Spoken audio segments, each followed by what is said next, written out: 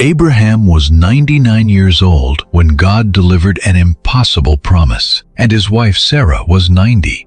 By every rational and biological standard, what they were promised was simply impossible. Yet that very impossibility became the foundation of a plan to bring hope to every nation on earth.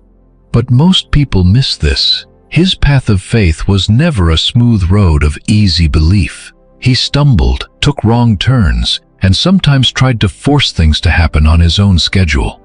This is the raw, unfiltered account of his life.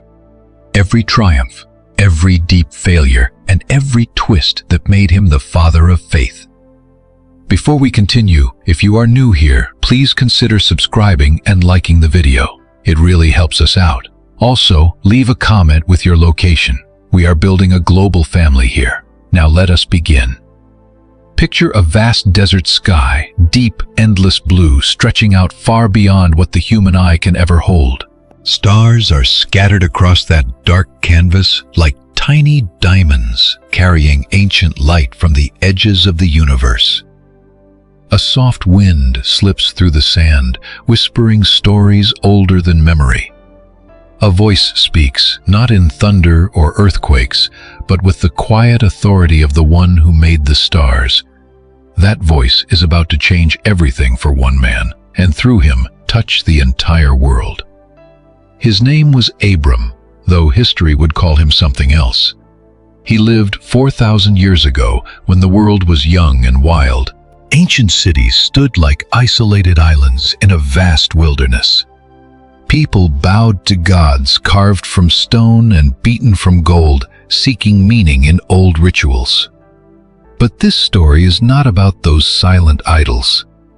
It is about the Creator who chose one ordinary man to start something beautiful. A promise that would echo down the generations, bringing blessing to every family on earth. Abram had no clue what was coming when it all began. He was just an ordinary man living his quiet life, tending his flocks and caring for his family. He did not know the Creator of all things was watching, ready to call him by name. The ancient world was alive with danger. Powerful empires claimed vast territories, and kings built monuments that seemed to touch the sky, all built to celebrate human pride. Trade routes crisscrossed the land, carrying spices and stories. Yet in all that noise, something was missing. The bridge between heaven and earth had worn thin, and people forgot the voice that first spoke life into existence. They crafted idols and bowed before things that could not see or hear. Into that spiritual darkness, God spoke not to a king or priest, but to a wandering traveler with calloused hands and a quiet heart. The choice seems almost impossible to understand. Why Abram? Why not someone with influence or power? Maybe that was the point. God delights in choosing the unlikely. He sees something in quiet hearts that the world misses: faith, trust, and a willingness to step into the dark when called. Abram started in a comfortable place and journeyed toward a promised land. Between those 2 points lay a lifetime of walking with the divine. Sometimes his path was clear, and other times it was hidden in shadow, but the promise never changed. This is more than ancient history locked behind glass. It is a living story of what happens when a soul says yes to the impossible. When simple faith meets relentless grace, and a man trusts the whisper that calls him into the deep. As you listen to, let yourself drift into those ancient times. Feel the dry wind. See the same stars that Abraham looked up and tried to count. Walk with him as he learns that the Creator of the universe knows his name. His journey starts now. A journey that began 4,000 years ago and still continues today. The same God who called Abraham still calls to open hearts, making promises to those who dare to believe. Rest now, and let this ancient story take you to a place where hope becomes reality, and where one man saying yes to God changes the world forever. Dawn touches the high walls of an ancient city, painting them gold against the sky. The city sits proudly beside great rivers, its lifeblood channeled through canals dug deep by human hands.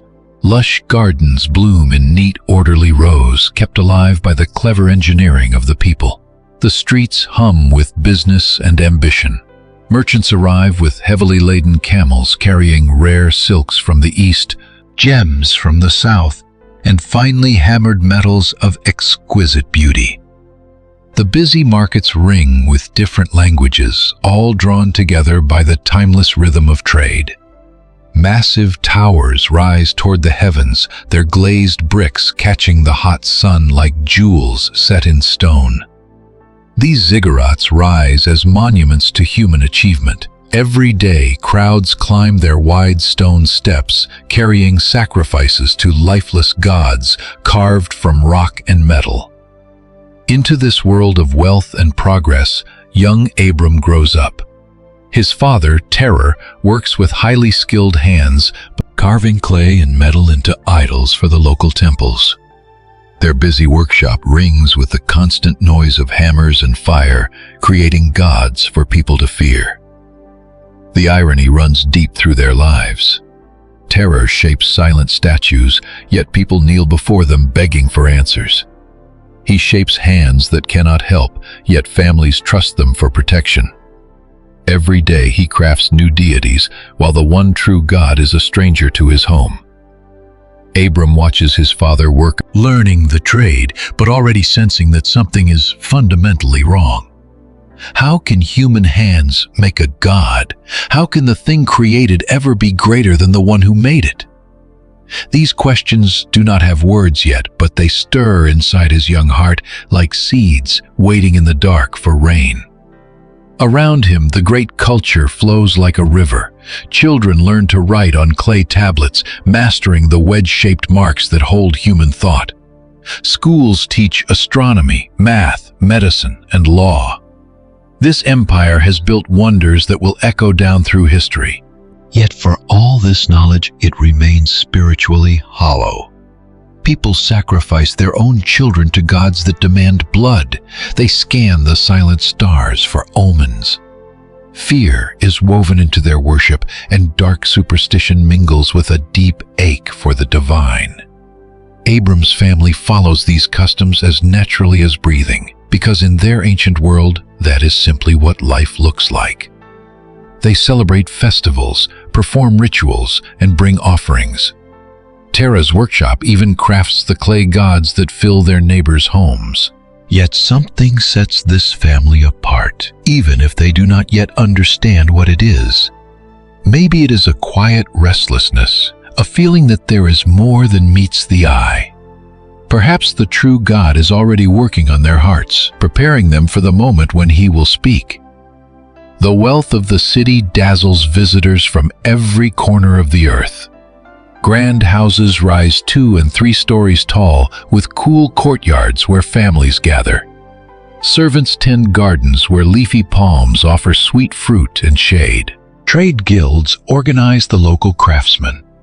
There are potters, weavers, and metalworkers, each craft keeping its place in the complex city. Laws governing business are written in cuneiform on clay tablets that will survive for thousands of years.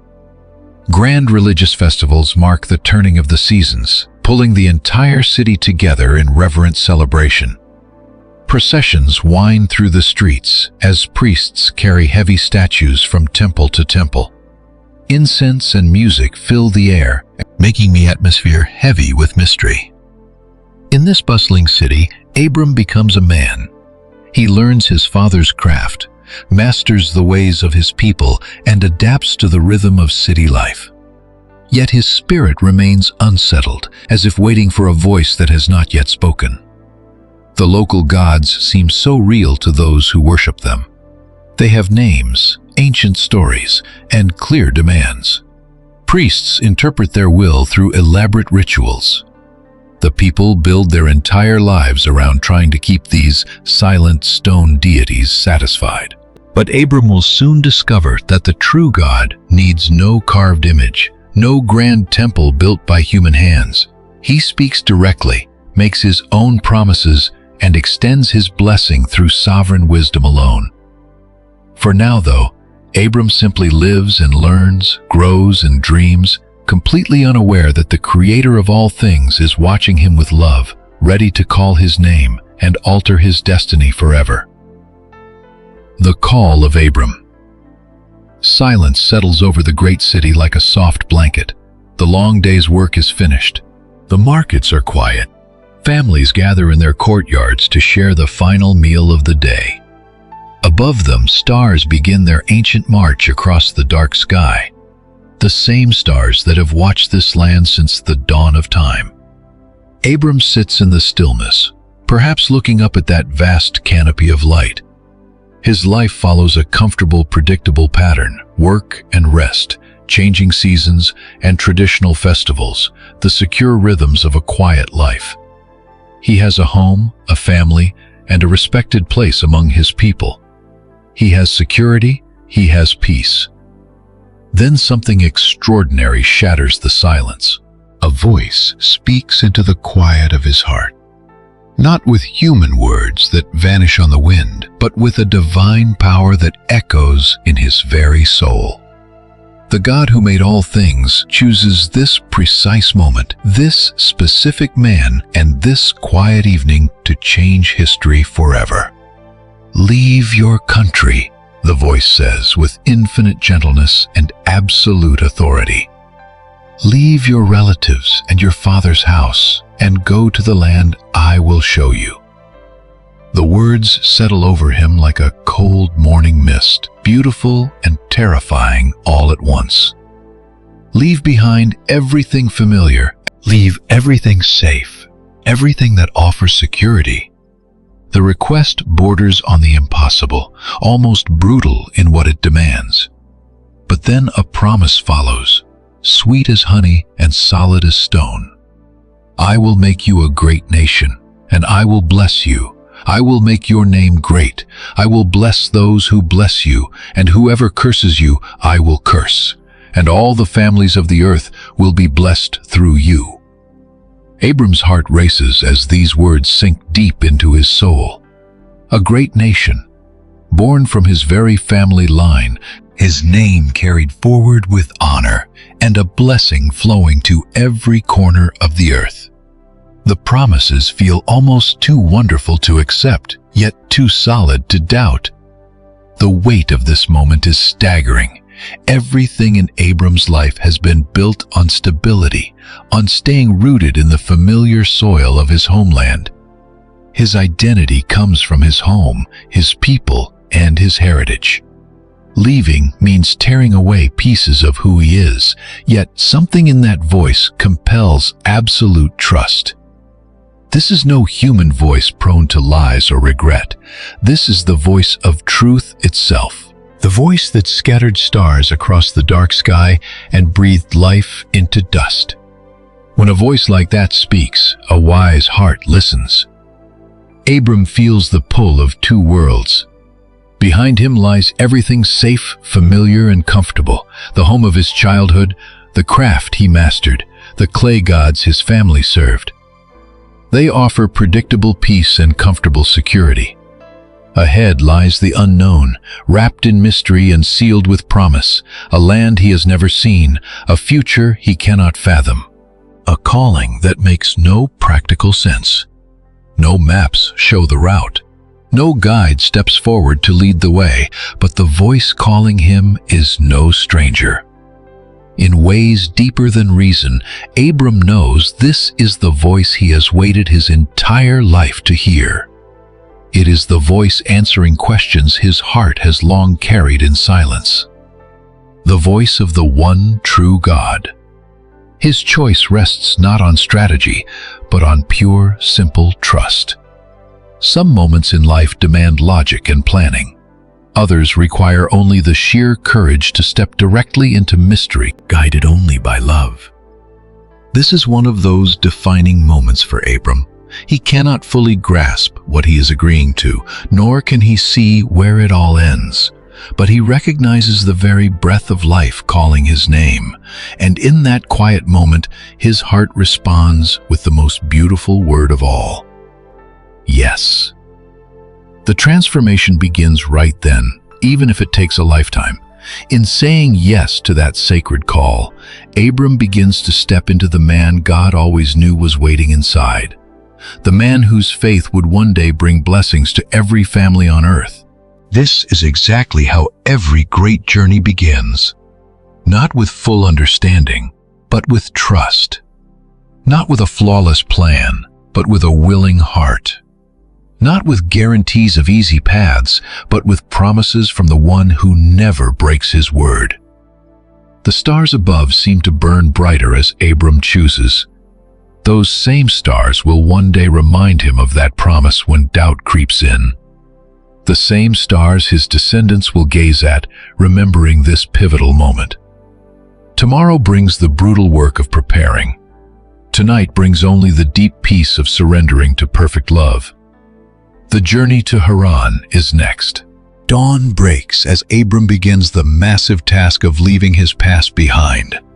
Servants move in a rush through the house, packing belongings and preparing for a trek they do not comprehend. The familiar city sounds of merchants crying out and children playing in the dirt of craftsmen bent over their work will soon fade into memory. Terah, Abram's father, decides to join this strange exodus. Maybe he senses that something monumental is unfolding. Even if he cannot comprehend the divine call driving his son forward, family loyalty runs incredibly deep in their culture, and where one goes, the others follow. Sarai, Abram's wife, packs up their entire life with steady, deliberate hands. She asks almost no questions, choosing to trust her husband's path, even though the destination remains completely unknown. Her heart holds its own mix of hope and fear as she prepares to leave the only life she has ever known. Lot, Abram's nephew, joins the caravan too. Young and hungry for adventure, he sees real opportunity in this trek toward unknown territory. The wide world ahead looks full of promise, and his uncle's quiet confidence gives him the courage to move. The family gathers their flocks, their herds, their servants, and everything they own, everything needed to survive in foreign lands. Camels and donkeys are loaded down, while sheep and goats flow behind them like dusty streams. What started as a single household is now a small community on the move. Their destination is Haran, a trade city far to the northwest, where ancient trade routes meet and different cultures blend. It lies roughly halfway between their old home and the mysterious land God promised to show him. Perhaps Terah suggests this specific stop. Or perhaps God steers them there for reasons they cannot yet see. The trek covers hundreds of miles through terrain that is both beautiful and brutal. They follow ancient roads worn smooth by generations of caravans. They rest at wells and oases where travelers have camped for centuries. Every day brings new struggles and stark reminders of how far they have traveled from home. Desert winds whip up sand that stings their eyes and grit that settles in their teeth. The sun beats down mercilessly by day, while the night brings a deep cold that cuts right through their heavy blankets. Yet somehow, something keeps carrying them forward. It is the feeling of walking toward a destiny rather than just escaping. Haran welcomes them with the chaotic energy of a busy trading hub. Traders from many lands gather there to swap goods and gossip. The air fills with familiar dialects mixed with tongues completely foreign to his ear. This bustling atmosphere feels both thrilling and exhausting after the quiet rhythms of his old home. Still, the family settles into their new life, finding shelter and building new daily routines to make this strange territory feel familiar. Terah seems content with this setup, believing their long journey has reached its natural end.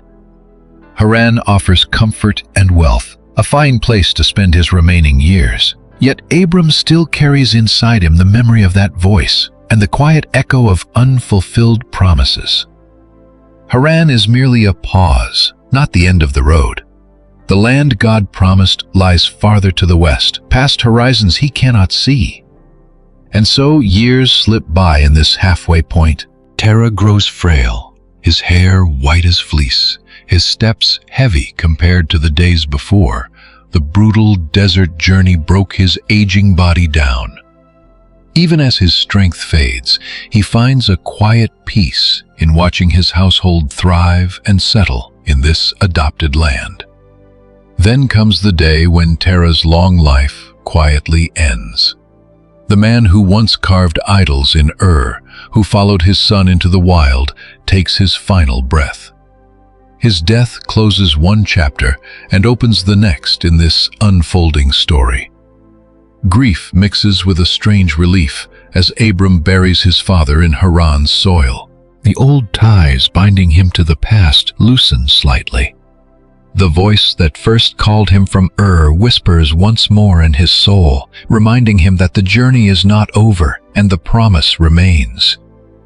Haran was just a stepping stone, a vital resting spot between the past he abandoned and the future ahead.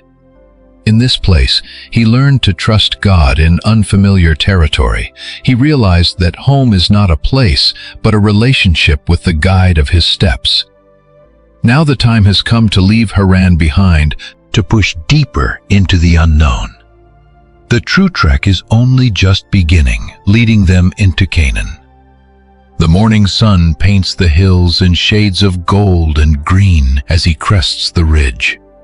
Below him lies a landscape of rolling meadows and twisted olive trees, where mountain streams run clear and the warm breeze carries the scent of wildflowers.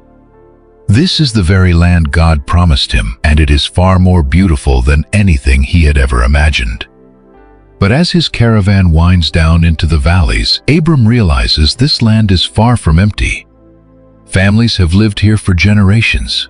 Their settlements dot the hills like tiny islands in a green sea. The Canaanites have already built cities and farmed these fields. They established customs and claimed territories long ago. Now, meeting these local tribes requires some very careful diplomacy. Abram approaches as a quiet nomad, looking for pasture and water, not a conqueror claiming land. The Canaanites watch this wealthy stranger with a mix of curiosity and deep caution, unsure what brought him to their ancestral hills. Some meetings go well, ending with shared gifts and quiet respect. Local chiefs see that Abram's massive household brings both trade opportunities and serious complications. His goods are welcome, but his massive flocks will crowd their pastures. Sharing this space takes real patience and wisdom as two very different worlds collide. Other meetings get tense. Not everyone welcomes outsiders, even peaceful ones. Some look at Abram's heavy wealth with raw suspicion and envy. Others worry a passing traveler might slowly turn into a permanent neighbor. Survival here means reading faces and respecting unspoken limits. Through it all, Abram carries God's promise in his chest. "I will give this land to your children," the Lord had said. The timing and way forward are total mysteries, so for now, he lives as a mere guest among the rightful owners, trusting that God's promise will unfold in its own time. The nomad's life begins in earnest as Abram follows the seasons and the grass. When pastures dry up, the whole camp packs up and moves to greener grass. Tents are home, while brick houses are for settled folk. This endless moving teaches a hard lesson. Hold things loosely. If you cannot carry it, you must leave it behind. Anything useless becomes a burden. Life strips down to the bare essentials: shelter, food, and the people who keep you alive. At key spots across Canaan, Abram stacks heavy stones to honor the God who called him out of Ur. These stone altars mark key moments, mapping out his faith across the valleys. Each one tells a story of meeting God, receiving promises, and finding trust again. The altar near Shechem marks the spot where God first appeared to Abram in Canaan, making the promise real. Another altar rises at Bethel, where the heavens seem to touch the dirt during a night of quiet prayer. These sanctuaries anchor his soul in a restless life. Stacking these stones also sends a silent message to the neighbors. Unlike their massive temples dedicated to many gods, Abram's simple dirt and stone altars honor one deity alone, the invisible God who speaks with absolute authority and keeps his word. Some Canaanites watch these altars with genuine curiosity, sensing that this traveler's faith is unlike anything they have ever seen. The steady rhythm of camp life soon feels like second nature. Dawn brings bleating goats and lowing cattle as servants prepare for a long day of grazing. Dusk calls the animals back to safety, and families gather around crackling fires to share food and trade stories. Children learn to walk on rocks, carry small chores, and find wonder in a shifting landscape. They grow up knowing that home isn't a building, it's family. A presence, not a place. This hard, mobile life shapes character in ways city life never could.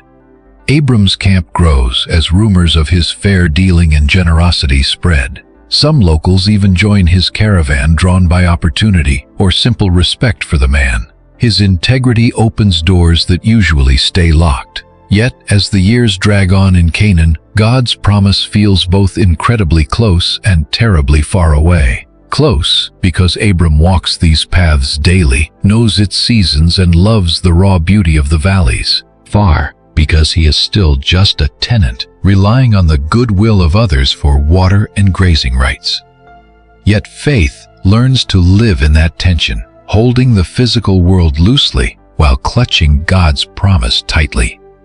Heaven's timing rarely fits our expectations, but his faithfulness never wavers. This soil will belong to Abram's children in due time. For now, it is enough to simply rest in the land of promise, to walk the dirt where future cities will rise, and worship the Creator in a land that doesn't yet know his name. Then the famine hits. The autumn rains never fall. Week after week, the sky hangs hard and bright like polished bronze, offering zero relief to the dying soil below. Grass turns to dust, and streams dry to a trickle, then vanish.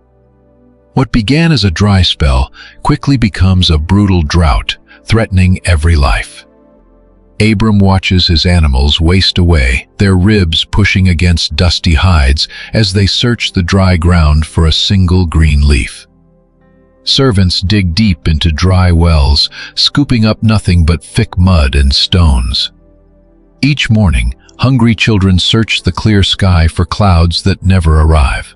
The Canaanites face the exact same nightmare. Their herds are dying, their crops are completely gone. Clashes over what little is left grow violent as survival wipes out any hope of peaceful sharing. A single bucket of water is now worth more than gold. In this dark hour, Abram faces a choice that shakes his faith to its core. God led him here with grand promises of blessing, yet this country is actively starving him. Should he stay and wait for a miracle, or take action to save his family and his herds? Travelers bring word that Egypt is still green and wealthy, fed by the steady flooding of the great Nile River. While Canaan starves, Egypt has plenty. This bitter contrast feels like a mockery of God's promise, raising questions that Abram keeps hidden but cannot escape. Heading to Egypt is a matter of sheer survival, not divine command. Abram hears no voice from heaven directing his path or telling him to stay. He must rely on basic wisdom and his own responsibility, hoping that God will understand. Any leader knows the crushing weight of keeping a large family alive in hard times. They packed for Egypt with lead in their chests. This departure felt different. It was not a bold step of faith, it was a retreat from everything God promised. The very land they were promised had forced them out. The irony cut deep. But as their caravan crept south, a faint green finally rose in the distance. At first, just a thin line, then a thick ribbon of emerald marking the path of the life-giving Nile. Water flowed everywhere here, feeding massive grain fields and gardens. Yet Egypt held its own terrors, and Abram was starting to realize it. Sarai was still striking, despite her years, and in this foreign court, men began to stare. Egyptian customs differed sharply from those of home. A foreign woman with a foreign husband faced dangers they had never seen before. Fear crept into Abram's chest like a cold wind whistling through a tent. What if they decided to murder him just to take her? He had absolutely no family here, no allies to protect him. There was no tribal backing and no legal rights. The danger felt brutally real, and the lie that followed came almost naturally. It grew out of raw panic, not cold malice. When palace officials asked about the striking woman by his side, Abram called Sarai his sister, not his wife. It was technically true, as she was his half-sister, but the intent was a flat-out lie. The plan worked better than he ever imagined. Pharaoh himself noticed Sarai and took her into his palace. He showered Abram with gifts to win over the brother of his new prize. Sheep, cattle, servants, and camels flooded into Abram's camp. He was suddenly richer than he had ever been in his life. But wealth built on a lie is poison. Abram grew rich in gold while his soul rotted away. He lay awake, sickened by the fake abundance. Meanwhile, Sarai endured a palace she never chose, paying the hard price for her husband's cowardice. Then a strange plague swept through the royal household. The king, wise to the ways of the gods, knew something was wrong. This affliction came from beyond the natural world. He investigated, and the truth of Sarai's marriage and Abram's lie came crashing out. Instead of executing the foreign liar, Pharaoh showed incredible restraint. He hauled Abram into the throne room for a tense confrontation. "What have you done to me?" he demanded. "Why did you not tell me she was your wife? Why did you say she was your sister?" The questions hung in the air like a heavy sentence, exposing the moral failure of God's chosen man. Abram had no defense, only raw fear and a desperate desire to save his own skin. He stood exposed before a pagan king who showed far more integrity than him. Yet in his deep shame, God protected him.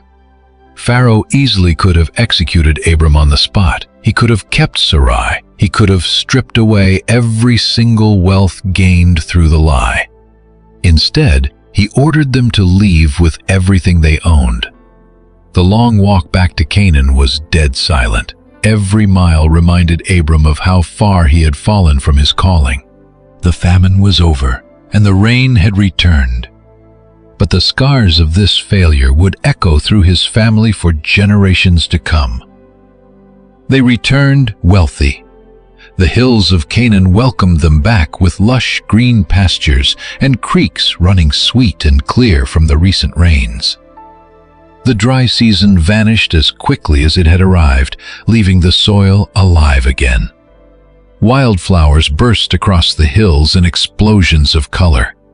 Tender new grass fed the returning livestock, but Abram's chest felt heavier than all the gold he carried out of Egypt. The silver, the gold, the servants, and the endless herds trailing behind them. They were physical reminders of both God's blessing and his own cowardice.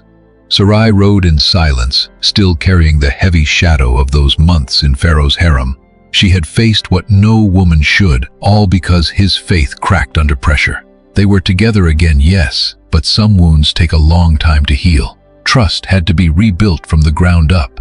Around the campfires, the servants whispered about the terrifying power of their master's unseen God. This God, whom none of them could see, had brought the mighty ruler of Egypt to his knees just to save a single nomadic woman. It was a terrifying grace. Meanwhile, Lot traveled alongside his uncle, his own pocket of wealth swelling from their time in the south. His herds had multiplied. Looking over the massive sea of livestock, the young man had a new, ambitious hunger gleaming in his eyes. The two families had grown so large they rivaled local warlords. Abram headed straight back to Bethel, where this journey had first begun. He looked for the stone altar he had built before fleeing south. It was still there, weathered by wind, but standing firm. It was a silent monument to a simpler time when trusting God was easy. Kneeling in the dirt, Abram called out to God, desperate to repair what he had broken. His prayer was a ragged confession. The words came slow, choked with shame, but he forced them out anyway. Yet grace met his brokenness, and the heavy knot of guilt in his stomach began to loosen. Around Bethel, the valleys vibrated with life. Both camps slipped back into their old nomadic routines. Men pitched heavy black tents, while shepherds drove sheep toward fresh grass. With water and grass everywhere, the famine felt like a bad dream. But having too much brought a different kind of trouble. Abram's shepherds and the servants of Lot started fighting over the best pastures and wells. What looked like plenty from the hilltop was not enough when split between two massive clans.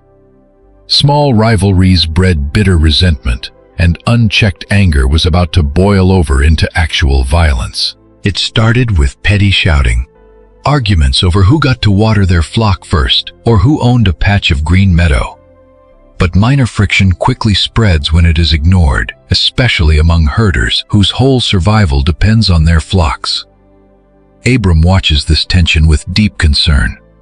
His bond with Lot means more to him than any green pasture or pile of silver, yet their sheer abundance is threatening to tear them apart. The nephew he loves like his own son is slowly turning into a rival through no real fault of either of them. This sudden wealth, once seen as a pure blessing from God, now reveals its power to divide their family. Success brings friction that poor men never have to face. The very abundance they received now threatens their peace. Shepherds carry news of these quarrels back to their masters daily. Sharp words fly, grazing borders are crossed, and tempers flare. Nearby tribes watch the growing trouble with keen interest, calculating what advantage might come from a permanent split. Abram knows he must act. Family unity matters more. Quiet peace between relatives outweighs any fortune built on anger. Love has to find a path where logic fails. Solving this crisis will demand real sacrifice. They must either learn to share these limited resources or part ways forever. Neither choice sits well in Abram's heart, but either is far better than letting this toxic feud continue. Abram prays urgently. The God who led him from Ur and protected him in Egypt must have the answer. He holds the wisdom for this crisis. The faith that stumbled in Egypt now reaches for renewal in this family disaster. And the answer, when it comes, will stun everyone with its sheer generosity and wisdom. But first, Abram must find the courage to act from love. He must put relationships above riches. Lot's eyes are already turning toward Sodom. Soft morning light spills across the valley as Abram leads Lot up the high ridge. Below them lies the land they have been fighting over. The Jordan River winds like a silver ribbon through lush plains, while distant cities gleam like jewels in the sun. Abram sweeps his hand across the horizon and speaks with quiet dignity. Choose whichever direction you want. If you go left, I will go right. If you prefer the right, I will take the left. Let us separate so our people can live in peace. As the elder, Abram has every right to claim the best land first. As Lot's uncle and provider, he could easily demand that the younger man defer to him. Instead, he surrenders his claim entirely for the sake of family peace, trusting God to provide whatever portion is left.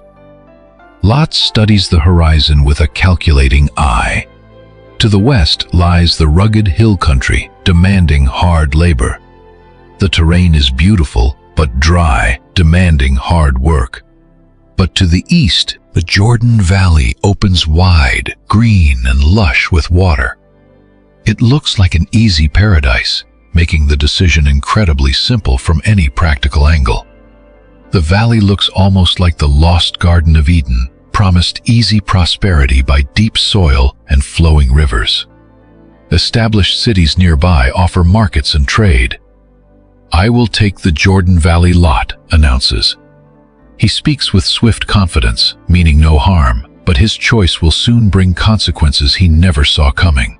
He chooses based on what pleases the eye, chasing wealth over deeper wisdom. Abram accepts this sudden decision in gracious silence, though he must feel a quiet sting at being left with the rocky remnants. Yet dry hills hold their own wealth.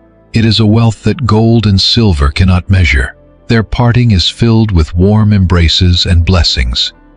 Lot gathers everything: households, herds, servants. He sets off toward his new home with a bright sense of adventure. His long caravan winds down into the valley. Abram watches from the high ridge until the dust clouds fade into the shimmering distance. A heavy solitude settles over him. The nephew who walked with him from has taken a different road. Lot's chosen home is Sodom, the richest city in the valley.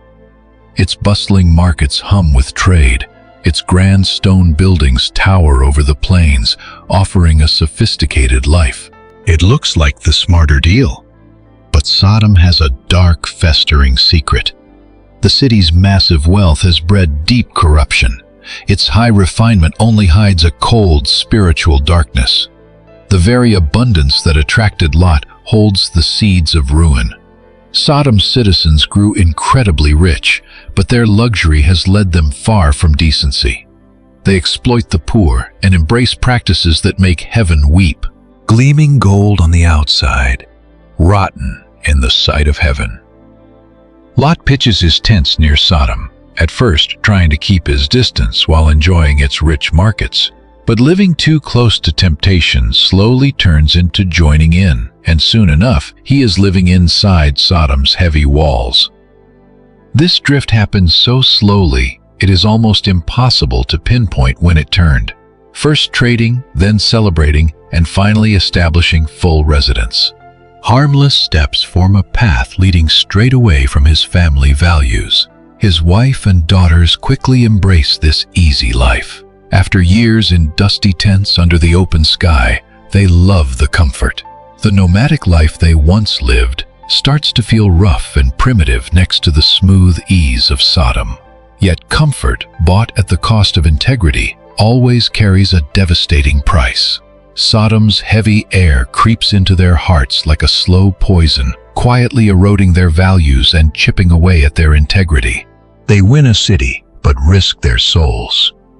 Meanwhile, Abram stays in the rugged hill country, dwelling in tents. He holds to the rough nomadic ways that keep his eyes on eternal things, not passing shadows. This apparent loss becomes his greatest victory. Sacrifice yields his richest reward. Soon the stark contrast between these two paths will lie bare. Lot chose what his eyes could see, only to destroy his soul. Abram accepted what seemed lesser, receiving the nod of heaven in return. This story carries its quiet warning across generations. Appearances lie wealth tempts, and the road to quick comfort usually ends in a deep, bitter sorrow. The right path is rarely the most obvious one. God's Covenant, Part 1. Silence blankets Abram's tent as evening settles over the hills of Canaan. Flocks are in. Servants have finished their chores. A deep, heavy calm rests over the entire camp. Yet questions blow through Abram's heart like desert winds. Lot's departure weighs heavily on his spirit. It is not just the loneliness that hurts, but what it means. The nephew who once shared the sacred promise has chosen quick earthly wealth over lasting heavenly blessing. The family that walked together from has split, leaving Abram alone in the dark with the true cost of his calling. Years have crawled by since that voice first spoke in promising him a line as vast as the stars, a massive nation. Yet Sarai remains barren, her womb tightly shut, despite endless prayers and years of waiting. How can God build a nation when the first step of a single child stays completely out of reach? The irony cuts like a cold blade. Lot, who had no special promise, thrives with kids and wealth in the green valley below. Meanwhile, Abram, the chosen bearer of heaven's blessing, sits childless in the dust of these barren hills.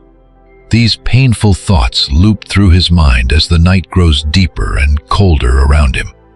Carrying a divine promise can feel like a heavy burden, especially when any real proof of God's favor seems to be vanishing entirely. Faith demands total trust, exactly when the physical world offers no hope at all. Then, like a sudden flash of lightning in a dark storm, the word of the Lord comes to Abram. No wishful whisper, but a voice of pure authority striking his troubled heart. "Do not be afraid, Abram." The words are tender, meeting his raw fear head-on. Fear that he took the wrong path, fear that God forgot his promise, fear that his faith has led him to a dead end. "I am your shield," the voice says, offering a level of protection no warlord could ever match. In a brutal world where the strong crush the weak, this promise offers a safety that no human army can guarantee. "Your very great reward," the voice finishes, promising riches far greater than silver or gold. It is not just pay for good work, but the deep peace of living in alignment with God. Yet honesty forces Abram to ask the agonizing question burning inside him. "Sovereign Lord," he asks with raw boldness, "what can you give me while I remain childless?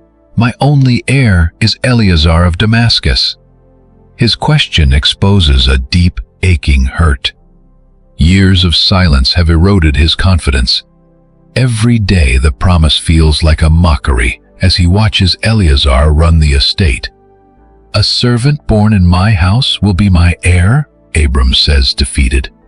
But God's answer sweeps that small human logic aside with overwhelming creative force. "This man will not inherit your estate," the voice says with gentle finality. Abram's practical backup plan melts away before the raw wisdom of heaven. "A son from your own flesh will be your heir," God promises, breathing life into a seemingly dead situation. The exact impossibility that kept him awake at night becomes the very stage where God will display his absolute power. Then comes a moment that will echo through history. God leads Abram out of his dark tent, away from the narrow walls of human doubt, out under a brilliant canopy of stars. "Look at the sky," God commands with quiet, universe-shaping authority. "Count the stars if you can," the voice says. Abram looks up. Millions of silver pinpricks cut the blackness, stretching far beyond what his eyes can follow. Every single star testifies to a massive power. Every constellation speaks of endless creative strength. "That is how many descendants you will have," God promises, anchoring his future to the night sky. Not just a family, a multitude. Spanning from horizon to horizon, the scale of this promise staggers his mind while wrapping his aching heart in absolute peace. From an old man and his barren wife, a nation will rise to mirror the heavens. The impossible is easy when God commands it. Faith wells up in Abram like cold water from a deep, ancient spring, sweet and refreshing after years of drought. His physical senses, his old age, Sarai's empty womb, the decades slipping away, all of it simply melts before the reality of God's character. The ancient text records the quiet simplicity of what follows. Abram believed God. No complicated theology, no long explanation of how it would happen, just pure trust in the Creator who spoke the stars and promised him a match.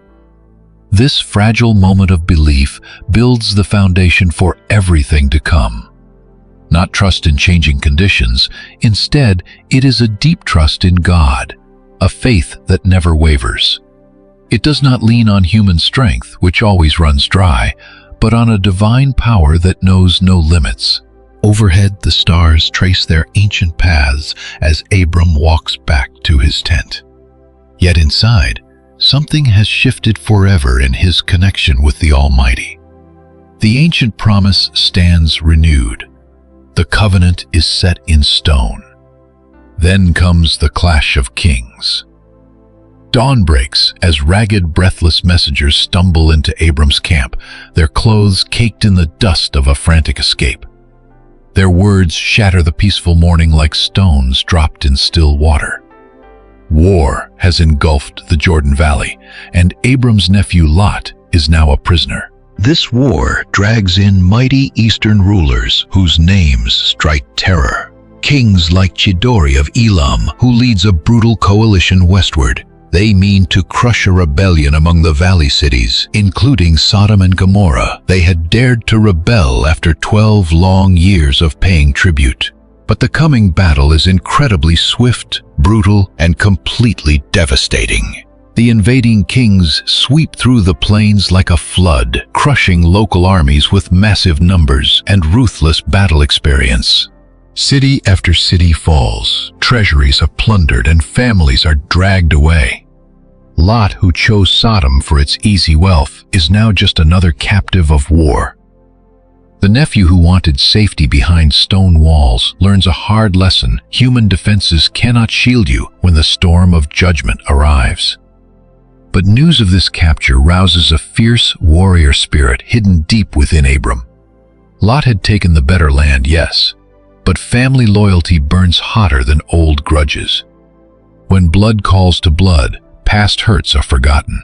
Pursuing a massive professional army with a ragtag group of shepherds and servants looks like pure suicide to anyone watching. Only 318 servants belong to him, a tiny band against the joint might of 4 conquerors and their battle-hardened troops. Yet the impossible becomes real when human bravery aligns with divine favor. These men might lack formal training, but they carry something far deeper, a fierce loyalty to Abram and a quiet trust in his God. Now the rush begins. They plan, they pray, and gather every weapon they find. They study the paths ahead and map their route. Every detail counts when hunting an enemy this large. The pursuit drives them far north, toward Dan, where the retreating kings pause to divide their massive plunder. They are entirely careless. Triumph makes them soft. They pitch camp without proper guards, believing no one in this wild land would dare strike back. Guided by a quiet wisdom, Abram divides his small force for a midnight raid. They will strike from different directions at once, sparking absolute panic that multiplies their small numbers. In the pitch-black terror is deadlier than any blade. Chaos breaks out. Abram's men sweep down on the sleeping camp. Sudden screams rip through the darkness as soldiers scramble to find their swords. Their grand, organized army collapses into a terrified mob, running in all directions. Victory is swift and absolute. A grand coalition of kings falls to a force less than 1/10 their size. Heaven has stepped in, turning the tide of war. This victory proves God is far greater than any army. Lot walks out entirely unharmed. His family goods and the stolen wealth of Sodom are all reclaimed. The young nephew who chased easy comfort finally sees that true safety lies only with God. Nearby, other freed captives weep with joy, while Abram's men gather the abandoned spoils of gold, silver, weapons, and cattle lie ready for the taking. Yet the most critical moment of this journey still waits for Abram on the road back.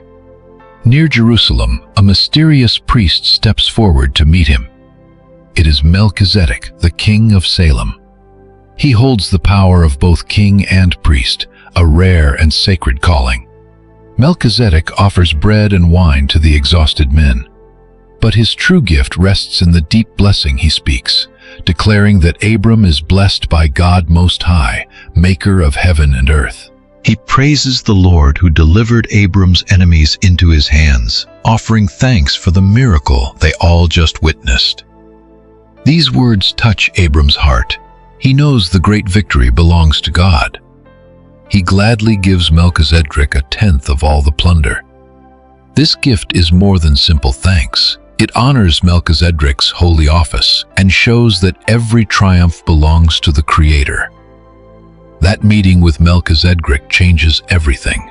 What started as a simple rescue mission becomes a sacred, holy milestone.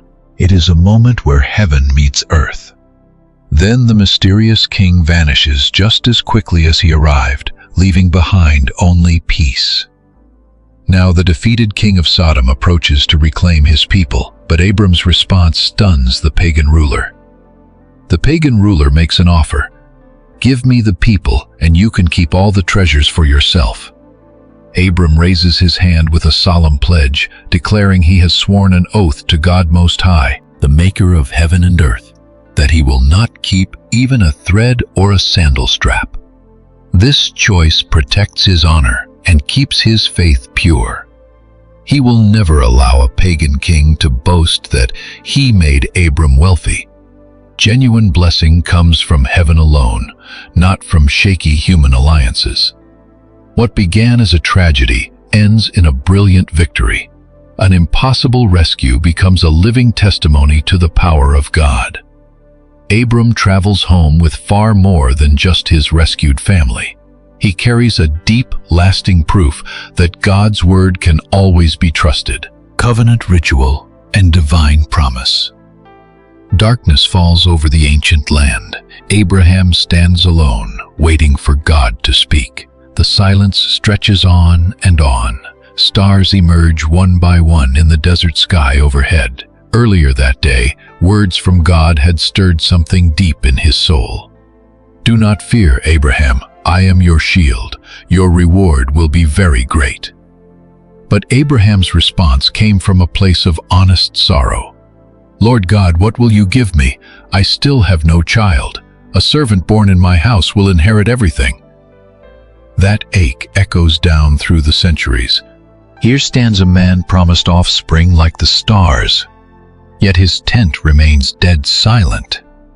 No laughter of children fills the cold evening air. No son speaks his name. The weight of unfulfilled promises can crush even the strongest faith. Then God answers, gentle but firm, "This servant will not be your heir. A son from your own body will inherit all you have." Then comes the invitation that changes everything. Look toward the heavens. Count the stars if you can. Your descendants will be just like them. Abraham lifts his eyes to the vast night sky. Countless pinpricks of light pierce the dark. Each star represents a life not yet born. Every point of light holds a future he cannot even picture. The promise feels completely impossible. Yet something deep inside him chooses to believe. The scriptures tell us plainly he believed the Lord, and it was counted to him as righteousness.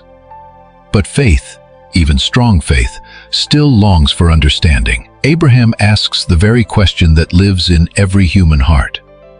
"Lord God, how can I know that I will possess this land?" It is not doubt speaking, but a soul reaching for confirmation of something far beyond belief. God answers with symbols older than language itself. "Bring me a 3-year-old heifer, a 3-year-old female goat, a 3-year-old ram, a turtle dove, and a young pigeon." Abraham gathers each animal with immense care. This is no ordinary sacrifice. Something ancient and profound is about to unfold. With steady, practiced hands, Abraham splits the larger animals in two. He places the halves opposite each other, creating a pathway between them. The birds remain whole. Dark blood soaks deep into the dry earth. It looks like a strange, ancient ritual, yet divine purpose moves through every single detail. Covenant-making in the ancient world followed patterns that seem entirely foreign to us today. When two parties formed a binding treaty, they would walk together between the pieces of the sacrificed animals. The message was clear: let this bloody fate happen to whoever breaks this agreement. Both parties shared the risk. Both bound themselves to the oath. As the sun sets, vultures swoop down on the carcasses, but Abraham drives them away. The imagery runs deep. Dark forces always try to devour the promises of God. True faith demands constant vigilance because the enemy never rests. As the sun finally sinks, a heavy sleep falls over Abraham. This is no normal rest. A thick, terrifying darkness presses heavily upon him. In this vision, God speaks words that will echo down through generations. Know for certain your descendants will be strangers in a land not their own. They will be enslaved and mistreated for 400 years, but I will punish that nation, and they will leave with great wealth. The future unfolds in a dark vision: slavery in Egypt, suffering and oppression, but deliverance will come. This promise holds both suffering and rescue. God's plans unfold across centuries, not decades. Then more words flow from the divine presence. As for you, you will go to your fathers in peace. You will be buried at a ripe old age, and your descendants will return here in the 4th generation. For the sin of the Amorites has not yet reached its peak. Even divine judgment follows a timeline. God waits for wickedness to overflow before acting. Mercy and justice work together in ways our small minds can barely grasp. Then comes the moment that turns covenant into absolute certainty. When total darkness blankets the ground, a smoking firepot and a blazing torch pass between the divided animals. Abraham watches as God alone walks that bloody path. No human footsteps follow that divine light. The meaning of this staggers the heart. In a normal covenant, both sides risked everything. Here, God alone carries the burden. If this promise is ever broken, may the Almighty Himself be torn apart like these animals. He stakes His very existence on His word. The torch fades into the dark. Smoke from the firepot drifts away on the desert breeze, but the covenant stands forever. Cut in blood, sealed in mystery, and guaranteed by God Himself. Abraham wakes up a changed man. The stars still shine overhead, but they mean something entirely different now. Each light stands for a child not yet born. Every glimmer holds a promise backed by a divine sacrifice. What seemed impossible is now inevitable. Years will crawl by before Isaac is born. Decades will pass before the promise truly blossoms. But tonight, in this sacred space, eternity has touched time. A covenant has been cut that will outlast every human empire. This ancient ritual still speaks to us across thousands of years. When God makes a promise, He stakes His own life on keeping it. When divine love binds itself to human hearts, nothing in all creation can break that bond. The firepot and the flaming torch have passed between the pieces. The covenant is sealed. But then, doubts creep in, and Sarai introduces Hagar. 10 years have passed since God's promise rang out under the stars. 10 years of waiting, 10 years of hoping, 10 years of watching Sarai's face grow darker with every passing moon. The covenant still burns bright in Abraham's memory, but daily life brings a different weight. Sarai moves through their home with quiet, heavy steps. Her hands stay busy, grinding grain, weaving wool, and directing servants. Yet her eyes hide a deep pain that words simply cannot reach. She is 75 years old now. Her property has never carried a child. The monthly reminder of her barrenness has become a cruel, constant companion. The promise weighs differently on her. Abraham heard God directly. Those words fell on his ears like rain on dry ground. But Sarai only received the promise secondhand. Hope was filtered through her husband's words. Faith grows far harder when it only reaches you through someone else's experience. She watches other women in nearby camps, sees their children playing in the dirt, hears their laughter and their soft, gentle voices. The soft lullabies of neighboring mothers drift through the evening air, and each song cuts deeper than the last. That grand promise of descendants like the stars feels almost cruel when her own womb remains completely sealed. Heavy cultural expectations add a painful weight to her personal grief. In this ancient Near Eastern world, a woman's worth was constantly measured by the children she could bear. An empty cradle brought deep shame to a wife and her husband's entire household. Sarai carries this heavy burden daily, like heavy stones pressed hard against her aching chest. But right there in Sarai's household walks a young Egyptian servant whose presence offers a solution and a dangerous temptation. Hagar had traveled with them from Egypt years ago, likely a gift from Pharaoh after Abraham's deception was uncovered. Hagar is young, strong, and blessed with fertility. She is everything Sarai feels she is not. A desperate idea slowly takes root in her mind. Ancient customs allowed a wife to present her servant to her husband to bypass barrenness. Any children born from this union would legally belong to the wife. It was a widely accepted legal custom, even expected in their ancient culture. Yet knowing a practice is socially acceptable does not make it emotionally easy. Sarai quietly wrestles with dark thoughts she never dreamed she would entertain. Giving her husband to another woman, even for a family heir, tears at the deepest parts of her soul. Meanwhile, Abraham remains faithful to the divine promise. But he loves his wife deeply. He sees her daily torment. He watches her grow more desperate with every passing season. So when she finally approaches him with this plan, he faces a terrible choice. "The Lord has kept me from bearing children," Sarai tells him, her voice heavy with defeat, "so go sleep with my servant. Perhaps I can build a family through her." The words sound practical, but the wounded heart behind them bleeds with a painful mix of hope and heartbreak. This fragile moment reveals the complex nature of human belief.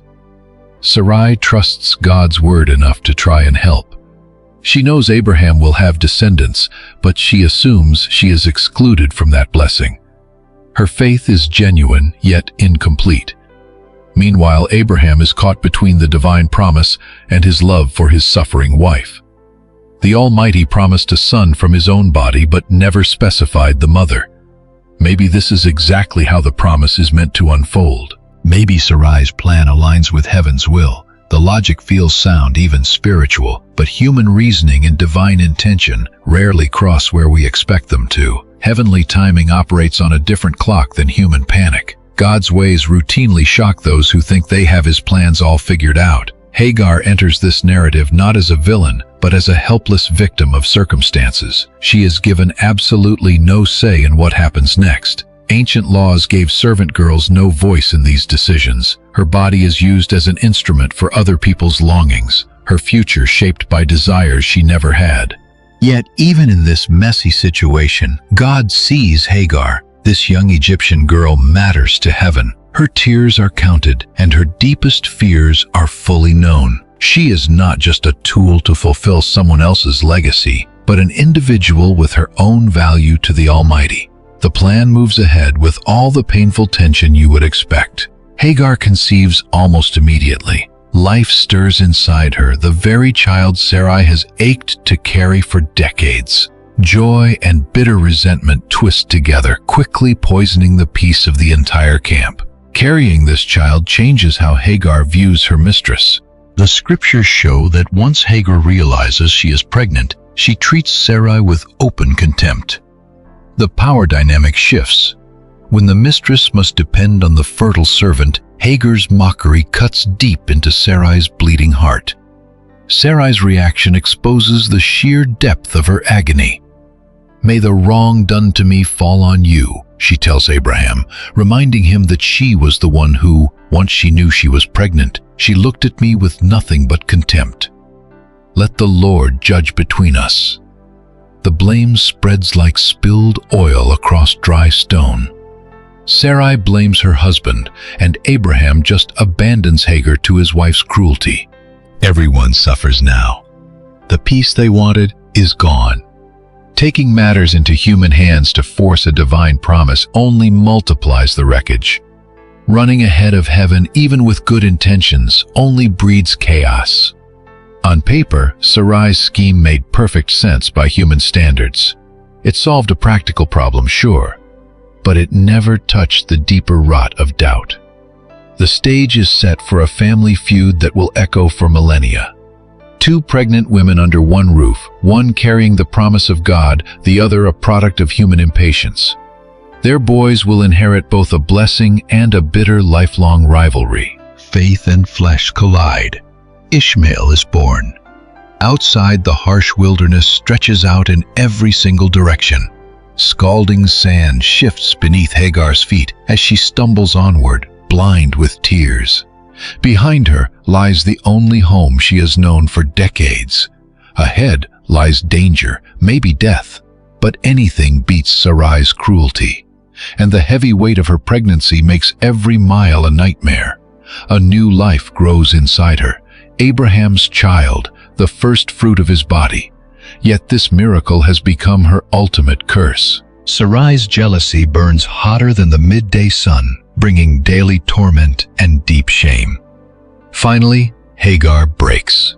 She flees into the waste, heading back toward her homeland of Egypt. Maybe her own people will take her in. Maybe she can raise her boy far from the poison in Abraham's tents. It is a desperate hope, but it is all she has. The desert breaks even hardened caravans for a pregnant runaway traveling alone. It is a death sentence. Her water skins are empty. The sun beats down mercilessly. Feet blister and bleed, and a crushing exhaustion drags her down. Still, she crawls forward, driven by a pain deeper than physical agony. Near a water spring on the road to Egypt, her body finally collapses. She sits by the pool, crushed by how hopeless this is. Where can she run? What life will her child have? There are simply no answers. Then a voice cuts through the quiet.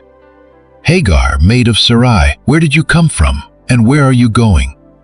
The words are firm, but incredibly gentle. Someone has tracked her into the barren waste. She looks up to see a presence that terrifies and comforts her all at once. An angel of the Lord stands right there in human form. In her darkest moment, heaven has noticed her pain. She is not nearly as alone as she thought. "I am running away from my mistress Sarai," she answers honestly. Lying is pointless. This holy messenger clearly already knows everything. The angel's words catch her off guard. "Return to your mistress and submit to her. Go right back to the abuse she fled, back to the harsh treatment. Submit to jealous cruelty, accept a low place in a broken, complicated home." But this heavy command comes wrapped in a promise.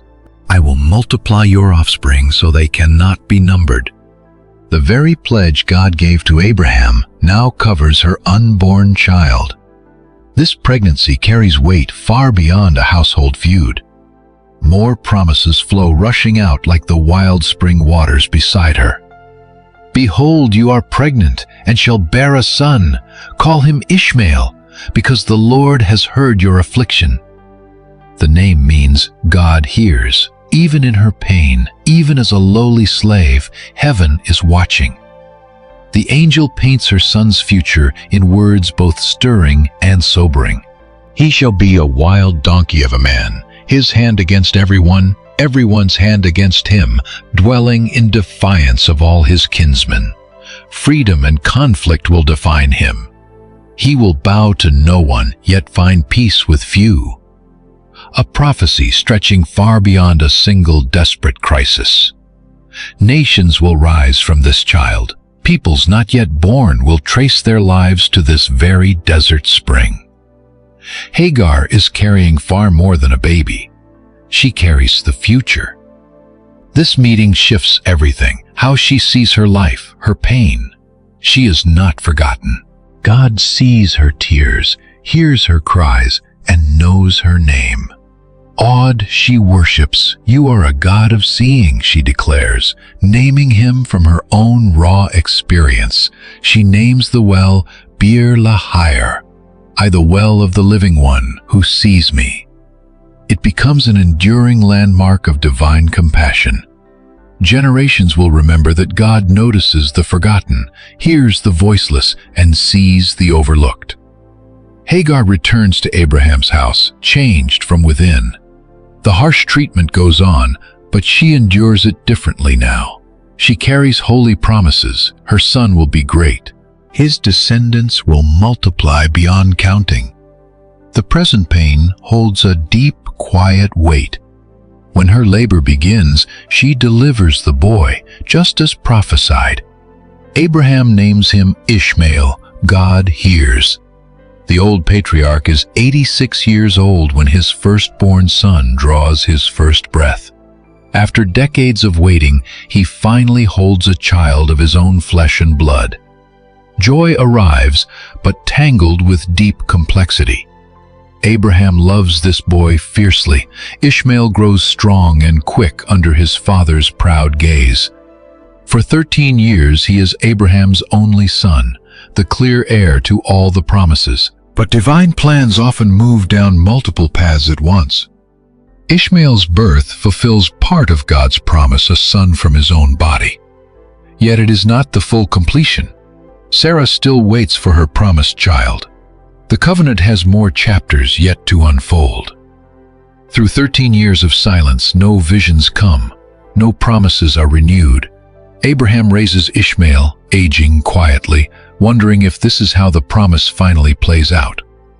The boy thrives, learns the harsh ways of the desert, and shows every sign of being a worthy heir. Yet silence does not mean absence. God is working even when his voice is quiet, shaping plans that will surprise everyone involved. The stage is being set for promises still unfulfilled. Hagar watches her son grow with fierce, protective pride. She remembers the angel's words by the desert spring. This child is marked by God, watched by heaven, set apart. Whatever complexities lie ahead, Ishmael has divine backing. The spring of Beer Lahai stands as a witness to God's heart. He sees the desperate, hears the afflicted, and notices the forgotten.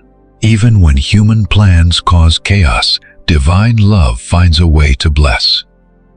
13 years of relative peace settle over Abraham's household. A father delights in his son. A mother fiercely guards her boy. The promised heir grows strong under desert skies. But change is coming, like distant thunder on the horizon. The covenant still holds secrets, a covenant of circumcision. 13 years of silence end with divine footsteps. Abraham, now 99, hears the voice that has shaped his entire life. Time has carved deep lines into his face. His white beard catches the morning light. Yet when God speaks, those ancient promises stir fresh hope in his bones. I am God Almighty, the Lord declares, revealing his unlimited power. Walk before me and be blameless. The command carries both invitation and demand. Walking with God requires integrity, wholeness, and complete devotion. What follows changes everything. Abraham thought he understood his calling, but God speaks, I will make my covenant with you and will multiply you greatly. This promise reaches beyond anything before. It is not just about children. It is about nations, kings, and eternal purposes. Then comes the moment that splits history. No longer shall your name be Abram, your name shall be Abraham, for I have made you the father of a multitude of nations. Abram meant exalted father. Abraham means father of many nations. Identity shifts to align with destiny. This covenant is established as an everlasting bond. I will establish my covenant between me, you, and your offspring after you, throughout their generations, to be God to you and to your offspring. This completely transcends any temporary agreement. It is permanent, eternal, and unbreakable. Land comes next. I will give to you and your offspring the land of your sojourning, all the land of Canaan, as an everlasting possession, and I will be their God. A promise tied to concrete, holy ground, but a covenant demands a response. God requires a physical sign, a mark to identify his people through all history. This is the covenant you must keep. Every male among you shall be circumcised. The requirement extends far beyond Abraham himself. You shall circumcise your flesh as a sign of the covenant between us. Every baby boy who is 8 days old must be circumcised. every male throughout your generations, whether born in your house or bought with silver from a foreigner who is not your offspring. Every child born under your roof and every slave bought with your silver must be circumcised. This command carries real weight. Any uncircumcised male who does not carry this mark in his flesh will be cut off from his people. He has broken my covenant. This path demands commitment. There is no room for half-hearted obedience. Even Sarai is about to be transformed. Do not call your wife Sarai anymore, but Sarah. Just like her husband, her very identity must change to match her new destiny. Her new name means princess, fitting for a mother of nations. The promise shifts toward her in a way that must have startled Abraham. I will bless her and give you a son through her. I will bless her, and she will mother whole nations. Kings of great peoples will come from her body, despite decades of barrenness. A miracle will make her fruitful. Abraham falls on his face in worship, but inside his head, dark doubts and questions begin to rise. Can a son really be born to a man who is 100 years old? Can Sarah bear a child at 90? The sheer impossibility staggers his mind. His thoughts turn to Ishmael, the boy he has loved for 13 years. He cries out from a father's heart, if only Ishmael could live under your blessing. This boy has been his absolute joy and sole hope. Surely God's plans must include him. But the divine answer brings both comfort and painful clarity. As for Ishmael, I have heard your prayer. I will bless him, make him fruitful, and multiply his offspring beyond measure. He will father 12 princes, and I will make him a great nation. Ishmael's future is safe, but the true covenant must flow through Sarah's own child. I will establish my covenant with Isaac, whom Sarah will bear to you next year. His name means laughter, fitting for a child born after decades of silent tears.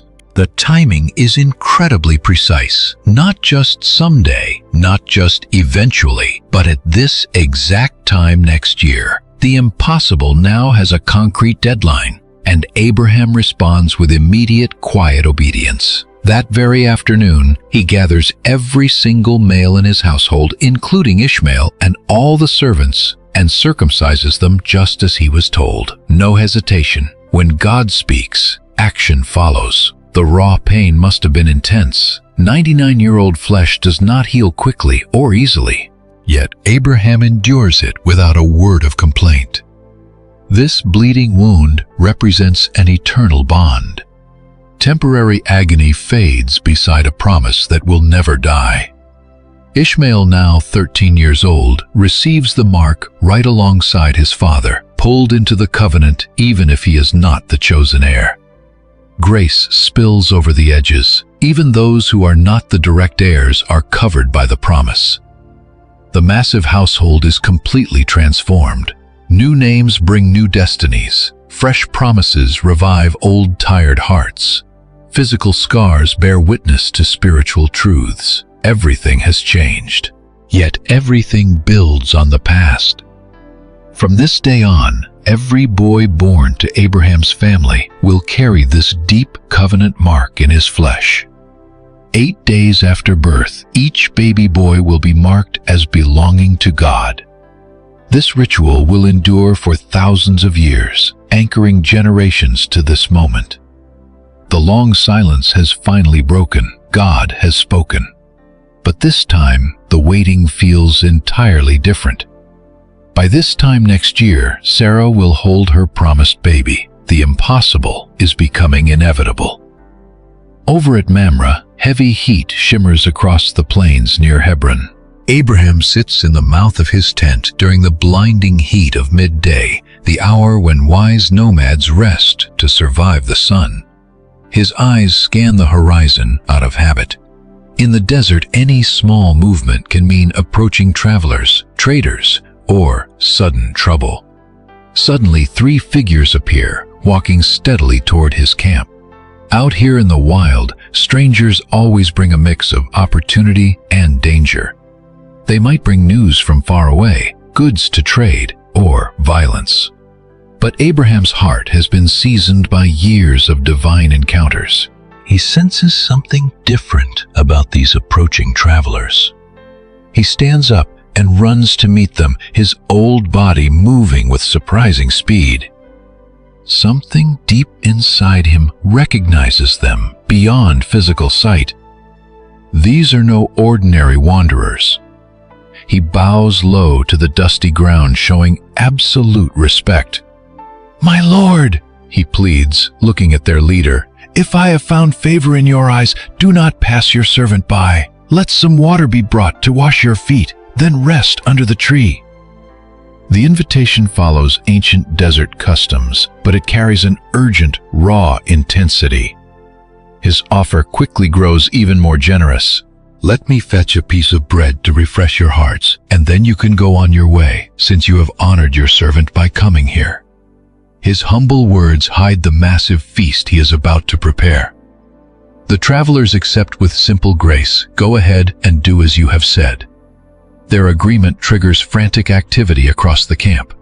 Abraham rushes into Sarah's tent. "Quick, take 3 measures of fine flour, knead it, and bake some bread." 3 measures is nearly 20 quarts of flour, enough to feed an entire crew, not just 3 men. Nothing about this meal is small or ordinary. He runs to his herd and handpicks a choice, tender calf, bringing the absolute best meat he owns to feed these mysterious guests. He hands it over to a servant, who quickly and skillfully prepares it. Soon the heavy scent of roasting meat fills the hot desert air. Meanwhile, Abraham gathers fresh curds and milk to complete the feast. No detail is forgotten. These strangers will receive the finest hospitality his camp can offer. He serves them himself, standing quietly nearby in the shade of the trees while they eat. Then one traveler asks a question that changes everything. "Where is Sarah, your wife?" The question sounds simple, but it carries a chilling weight. How does this complete stranger even know her name? How does he even know he has a wife? "She is inside the tent," Abraham answers, his pulse quickening. This is no ordinary encounter. What the stranger says next shatters human logic. "I will certainly return to you this time next year, and Sarah, your wife, will have a son." The promise lands like thunder in a clear sky. Sarah, now 89 and far past childbearing age, will carry a baby. Sarah presses close to the tent fabric, listening from the shadows. She catches every word of this wild announcement. Her reaction is instant. She laughs, not with joy, but with the dry bitterness of impossibility. Her worn-out body knows its limits. Her womb has been barren for decades. The promise feels absurd. Then the visitor speaks, revealing his true identity. Why did Sarah laugh, asking if she could really give birth in her old age? "Is anything too hard for the Lord? I will return to you next year at this exact time, and Sarah will have a son." The Lord himself sits beneath the shade of Abraham's trees. The Creator has accepted a nomad's hospitality. A quiet divinity fills this dusty, ordinary moment. No wonder Abraham felt a sudden urge to bow before these travelers. Fear grips Sarah as she realizes who is speaking. She denies it instantly, insisting she did not laugh. The lie comes from pure terror, not malice. Laughing at God's promise feels dangerously close to blasphemy, a defense mechanism born of long, painful disappointment. Yet the Lord responds with gentle firmness, not anger. "No, but you did laugh." It is not a harsh accusation, it is simple, deep understanding. God knows our fragile hearts. He hears the bitter grief behind her scoff. One day this disbelief will yield to genuine joy. When Isaac is born, grace will conquer her skepticism. For now, the meal continues, charged with a strange, quiet reverence between host and guests. Abraham serves bread and roasted meat to the Maker of heaven and earth. Simple hospitality becomes holy when God shares your table. As the travelers stand to depart, they leave Abraham with a wild future. The promise is out. The clock is ticking. About this time next year, the words hang in the hot air like a bell. The impossible is about to begin. Sarah shrinks back into the tent, wrestling with hopes she buried decades ago. Could it actually happen? Could an old, dry body carry new life? Could the barren years really end? Abraham watches them walk away, his mind swirling. Sudden joy at the promise clashes with a heavy weight of what this means. A baby at 100 years old brings deep joy, but massive challenges. Nothing about God stepping in is ever simple. The oak trees that offered shade are now witnesses to a holy visit. The dirt where they broke bread is now sacred ground. Simple kindness hosted a massive grace. Now the clock starts. The promise has gathered its own unstoppable momentum. Her doubtful scoff will soon become a laugh of pure delight. The God who visits dusty tents keeps his word in the shade. 9 months lie ahead. 9 months for trust to swallow doubt, for the impossible to take shape. 9 months to prove that nothing is too hard for the Lord. Rising from their meal under Abraham's trees, the 3 guests prepare to leave. 2 of them turn toward Sodom, but the 3rd stays behind with Abraham. As evening shadows stretch, a conversation begins that shows the shocking, intimate depth of friendship with God. "Should I hide my plans from Abraham?" the Lord muses, talking aloud to himself and to his trusted friend. It is an incredible moment of intimacy. God decides to include this desert wanderer in his plans instead of acting in secret. The reason for this openness goes straight to the core of God's plan. Abraham will surely become a great, powerful nation, and every nation on earth will be blessed through him. For I have chosen him to lead his children to walk in the way of the Lord, living with justice and righteousness. This close friendship carries heavy responsibility. Abraham's calling is meant to impact the entire world. The world will find hope through his family, but only if they walk in righteousness and justice. Character is everything in this bond. Then comes the news that freezes Abraham's blood. The outcry against Sodom and Gomorrah is deafening, their sin too heavy. I am going down to see if their actions match the terrible outcry that has reached me. If not, I will know. The statement carries a heavy legal weight. An investigation must come before any sentence. God, who sees everything, still models a path that honors both justice and mercy. The city's darkness has reached heaven. But before action is taken, there must be first-hand proof. The 2 messengers head towards Sodom, leaving Abraham alone with the Lord. What follows next is an act of sheer, terrifying courage. Abraham knows his nephew Lot lives right in the center of Sodom. His family's lives hang in the balance of this judgment. Desperation forces him to speak. Will you really sweep away the innocent along with the guilty? He challenges God's fairness while bowing to his authority. Abraham steps forward with reverent nerve, building his case piece by piece. What if there are 50 good people left in the city? Will you sweep the whole place away instead of sparing it for those 50 righteous within? Surely you would never do such a thing, killing the good alongside the bad, treating them both the same. You cannot do that. Won't the judge of all the earth do what is right? His logic is airtight. Real justice must protect the innocent. If good people still live in Sodom, they deserve to be saved. Abraham bases his bold plea directly on God's own character, and the Lord responds with immediate grace. If I find 50 good people inside Sodom, I will spare the entire city for their sake. One whole city can be saved for the sake of 50 good people. Mercy steps in when someone dares to plead for others. But deep down, Abraham knows Sodom's dark reality. Finding 50 decent people there is highly unlikely. So he pushes further, speaking to the Almighty with growing audacity. Look, I have taken it upon myself to speak to the Lord. I am only dust and ashes. What if there are only 45? Will you destroy the whole city because of those missing 5? His humble words mask a terrifyingly bold faith. Abraham knows he is nothing, yet he speaks with bold authority, dust and ashes, actually trying to negotiate with the creator of the universe. Once more, the Lord agrees, "I will not destroy it if I find 45 there." Divine patience somehow meets human persistence, step for step. Abraham keeps stepping down his numerical ladder. What if there are 40? The response comes without a moment of hesitation. "For the sake of 40, I will not do it." Divine mercy matches his pleading, and the tension begins to rise. What if there are 30? The voice remains steady. "I will not do it if I find 30 there." With each lower number, the divine promise holds fast. Abraham grows bolder as he senses this endless patience. What if only 20 are found?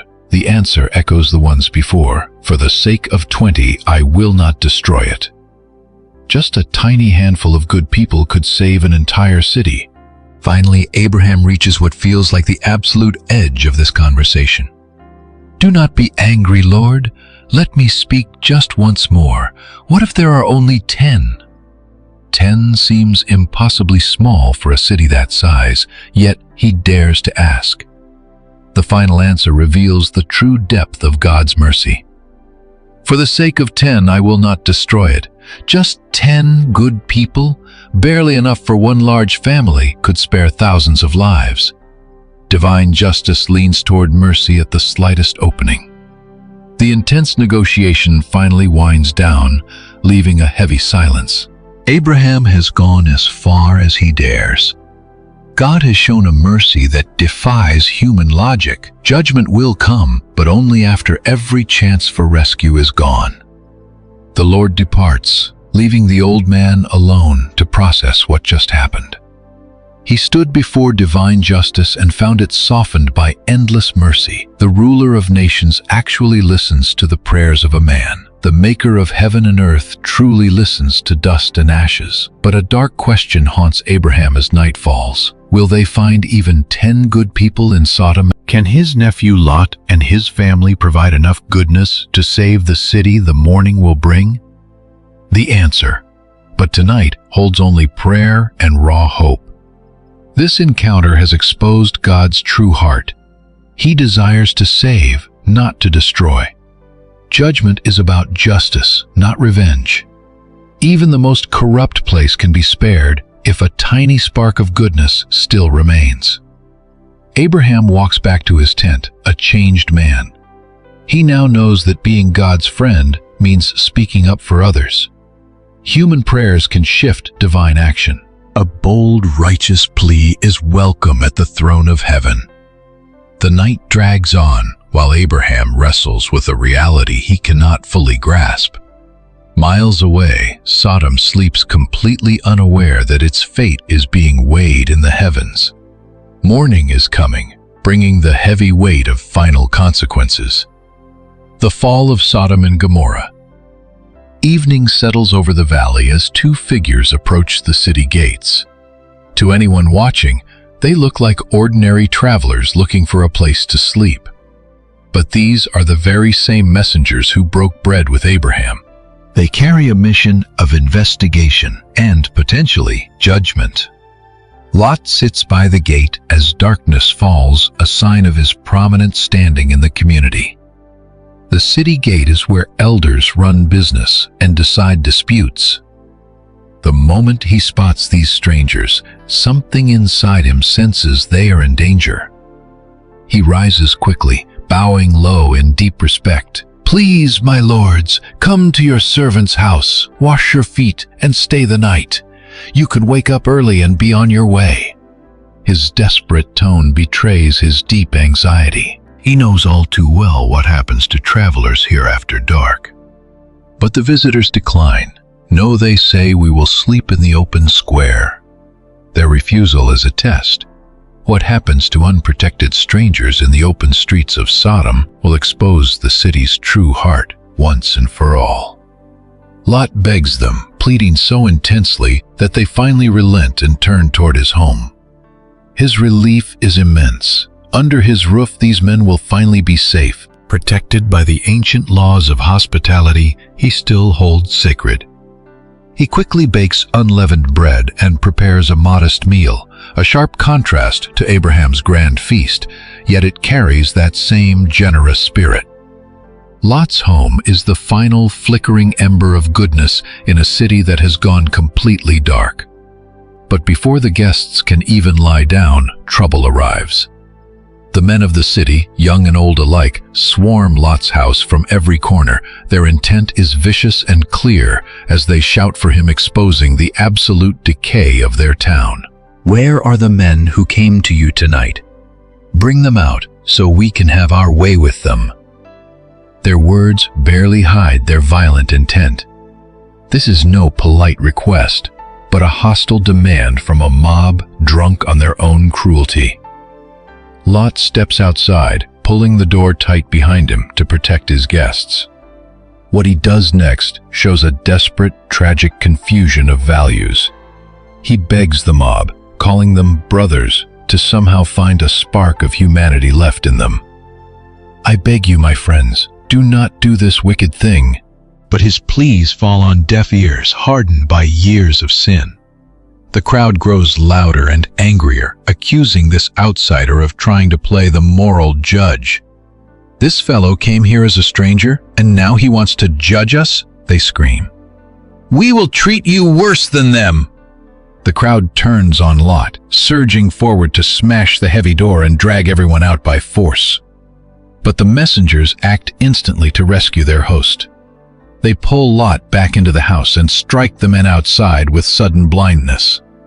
The mob gropes helplessly in the dark, unable to find the door they were so eager to destroy. Mercy steps in to protect Lot, showing the ultimate power of heaven over darkness. Now Lot knows exactly who these strangers really are. They are no ordinary travelers. They are powerful messengers sent by the Most High. Every spoken word carries the heavy weight of divine judgment. Do you have anyone else left here? Sons-in-law, sons, daughters, or family in this city? Get them out of here. We are about to wipe this place off the map, because the outcry against these people is deafening to the Lord, and He sent us to destroy it. Absolute terror grips Lot. The doom that Abraham tried so hard to negotiate away is now unstoppable. Sodom's wickedness is fully ripe. Not even 10 decent souls can be found living inside these massive city walls. God's patience has run completely dry. Lot panics, rushing out to warn the young men engaged to marry his daughters. "Get up," he pleads. "Leave this place now, because the Lord is going to obliterate this town." But to them, his frantic warning sounds like a joke. They have lived in Sodom so long that divine anger feels like a myth. Their mocking laughter seals their horrific fate. As dawn breaks over the doomed city, the angels push him harder. "Wake up, grab your wife and your 2 daughters, or you will be swept away when this place is punished." Seconds are ticking away. Heaven will only delay its wrath long enough for them to run, and yet Lot hesitates. Decades spent building a life in Sodom have grown roots that are incredibly hard to tear out. His wealth, his high status, all of it pulls at his soul. Finally, the messengers have to physically grab Lot, his wife, and their 2 daughters by the hand and drag them out.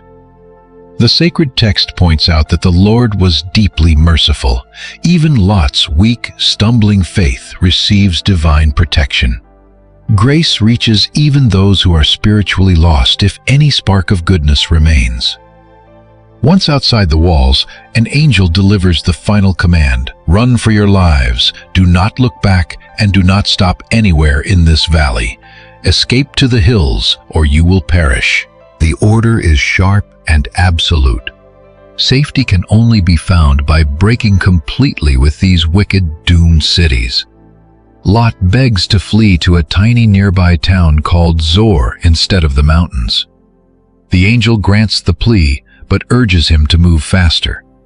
"Hurry and escape there. I can do nothing until you arrive." The morning sun climbs above the horizon just as Lot reaches the safety of Zor. Then the wrath of heaven strikes with sudden, horrific force. The Lord rains down burning sulfur and fire from the sky upon Sodom and Gomorrah. It is a terrible fusion of natural disaster and supernatural judgment. The total ruin left in its wake is absolute and beyond comprehension. He obliterated those cities, the entire plain, every single living resident, and all the vegetation growing from the soil. Absolutely nothing survives the weight of this fury. The once lush valley is left a smoking, dead wasteland. Then, in a split second, Lot's wife disobeys. Despite the angel's direct warning, she casts a lingering look back toward her burning home. Maybe she is thinking of her beautiful home, or the close friends she left behind. Or maybe she just cannot let go of the life she is losing. That single glance is her last. She freezes into a pillar of salt, a stark, silent warning about clinging to things that heaven has already condemned. Abraham gets up early that morning and walks to the exact spot where he stood before the Lord. Looking toward Sodom, where green, thriving cities once stood, nothing but smoke rises now, curling upward like the dark exhaust of a massive furnace. His prayers could not spare those wicked cities, but they did save his nephew. Mercy spared the innocent, while fire consumed the guilty. As the dust settles, the difference between these two men becomes impossible to ignore. Abraham stayed clear of the corruption around him, keeping his bond with the Creator completely unbroken. Lot chose to live right in the middle of that wickedness and only barely made it out alive. Both stood before the same holy judgment, but their opposite choices led to very different ends. The ruin of Sodom and Gomorrah still echoes down the centuries as a stark warning. Holy patience has its limits. Evil that is never corrected will eventually meet its end. And yet, even when anger burns, grace finds a way to rescue those who still hold on to what is right. Lot escapes, but his road ahead remains dark and deeply troubled, forever changed by the horror he witnessed. The man who once took the richest soil for himself now lives as a fleeing refugee. His wealth is gone, his wife is lost, his status is completely wiped out. But he still has the only things that truly matter, his life and his daughters. God protected what was truly valuable. Those smoking ash heaps stand as a warning that our choices carry weight that echoes far into eternity. Empires that seemed so rich, so secure, and so permanent vanished in a single morning. Only those who clung to a thread of goodness escaped the devouring heat. Now a new chapter begins for Abraham and Amalek. The black clouds of Sodom slowly fade as Abraham leads his caravan south toward the desert of the Negev. The devastation has shaken his very soul. Terrible judgment, even when deserved, leaves deep wounds on those who watch it fall. He needs to get far away, searching for quiet space to make sense of the horror. His journey takes him between Kadesh and Shur, right into the territory of the Philistines. There he comes face to face with Amalek, the king of Gerar, a ruler who will teach the patriarch surprising lessons about honesty and God's protective hand. But first Abraham falls back into a dangerous habit that should have died in the ruins of Sodom. Terror grips him as he looks at this strange land and its people. Old fears die hard, even for those who walk with God. The exact same lie that nearly ruined him in Egypt now resurfaces here in Philistine territory. "She is my sister," Abraham tells anyone who asks about Sarah. That half-truth carries the exact same potential for disaster. Sarah is his half-sister, yes, but more importantly, she is his wife. This lie might save his own neck, but it puts her dignity and their sacred marriage in terrible danger. What happens next shows how human weakness can mess up a divine plan. King Amalek is captivated by Sarah's beauty despite her old age and takes her into his palace. This is the very woman promised to give birth to Isaac within a year. she is trapped in a foreign ruler's court. The grand promise teeters on the edge of human stupidity. But God acts fast and loud. He visits Ahimelech in a dream, speaking words that freeze the king's blood. "Hear this. You are a dead man because of the woman you took. She is another man's wife." The warning is sharp and final. Death waits for anyone who blocks God's plan, even if they do it by accident. Protection comes straight from heaven. God ensures that the birth of Isaac will happen right on schedule. Terrified Ahimelech defends himself. "Lord, would you really destroy a nation that is entirely innocent? Did he not tell me himself that she was his sister? And she said the exact same thing. He is my brother. I did this with a clear conscience and clean hands." Paradoxically, this foreign king shows more moral clarity than Abraham. Ahimelech acted in good faith, built on a lie he had no reason to doubt. He was misled by an outside lie, not by a rotten heart. The contrast with Abraham's double-dealing is sharp and highly uncomfortable. God knows the king is innocent, but justice must be done and things made right. "Yes, I know you did this with a clean heart. In fact, I am the one who kept you from sinning against me. That is why I kept you from touching her." God's invisible hand protected Sarah's body and Ahimelech's soul at once. God works through our messy lies to keep his promises on track. The king's honor is recognized by heaven. But the next order from God comes with a cold, clear warning. "Give the man back his wife, for he is a prophet. He will pray for you, and you will live. But if you keep her, know that you will surely die, you and everyone you rule." Calling Abraham a prophet is a shocking act of divine mercy. Even after his deception, his calling remains intact. God's grace covers our failures without sweeping the ugly truth under the rug. The man who lied still holds the power to pray for others.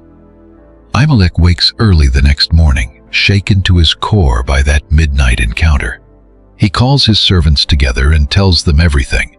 A cold fear grips the palace as they realize how close they came to destruction. The king summons Abraham and confronts him with absolute furious honesty. "What have you done to us? How did I offend you that you would bring such guilt on my kingdom? You have done things to me that should never be done." The words sting because they are completely true. Abraham's cowardice put an entire community in mortal danger. To save his own skin, he risked the lives of strangers. The dark behavior you would expect from pagans came from God's chosen man. Ahimelech demands answers. What were you thinking when you did this? The question strips away all of Abraham's excuses. Was there really a threat that justified this lie? Abraham's desperate answer reveals a deep-seated panic and a shocking lack of trust in God. I thought there was no respect for God here and they would kill me to get my wife. He assumed the absolute worst about these people without any proof, projecting his own anxiety onto the strangers. Then he tries to excuse himself with a half-truth that hides a massive lie. Besides, she really is my sister, the daughter of my father, but not my mother, and she became my wife. The half-truth was calculated to mislead. Most revealing is Abraham's confession that this was not a one-off mistake, but a regular pattern he always used. When God sent me wandering from my family home, I told her, "This is how you can show your loyalty to me. Wherever we travel, tell people that I am your brother." The admission is stunning. Abraham had been running this scam for decades, dragging his wife into a life of constant lying. The man chosen to bring blessings to the world was busy tricking them. Yet Ahimelech reacts with a grace that puts Abraham to shame. The king returns Sarah completely untouched and showers Abraham with massive wealth. "Look, my land is open to you. Live wherever you want." The victim offers generous shelter to his betrayer. To Sarah Ahimelech gives 1,000 silver coins. He tells her, "This is to clear your name in front of everyone. You are vindicated." This grand gift acts as a public declaration of her innocence, restoring her dignity before the entire court. The foreign ruler shows more care for her honor than her own husband did. Then Abraham, despite his lies, acts as the prophet he was called to be. He prays for Amalek, and God heals the king, his wife, and his servants so they can have children again. God's judgment lifts once wrongs are corrected. The prayer works.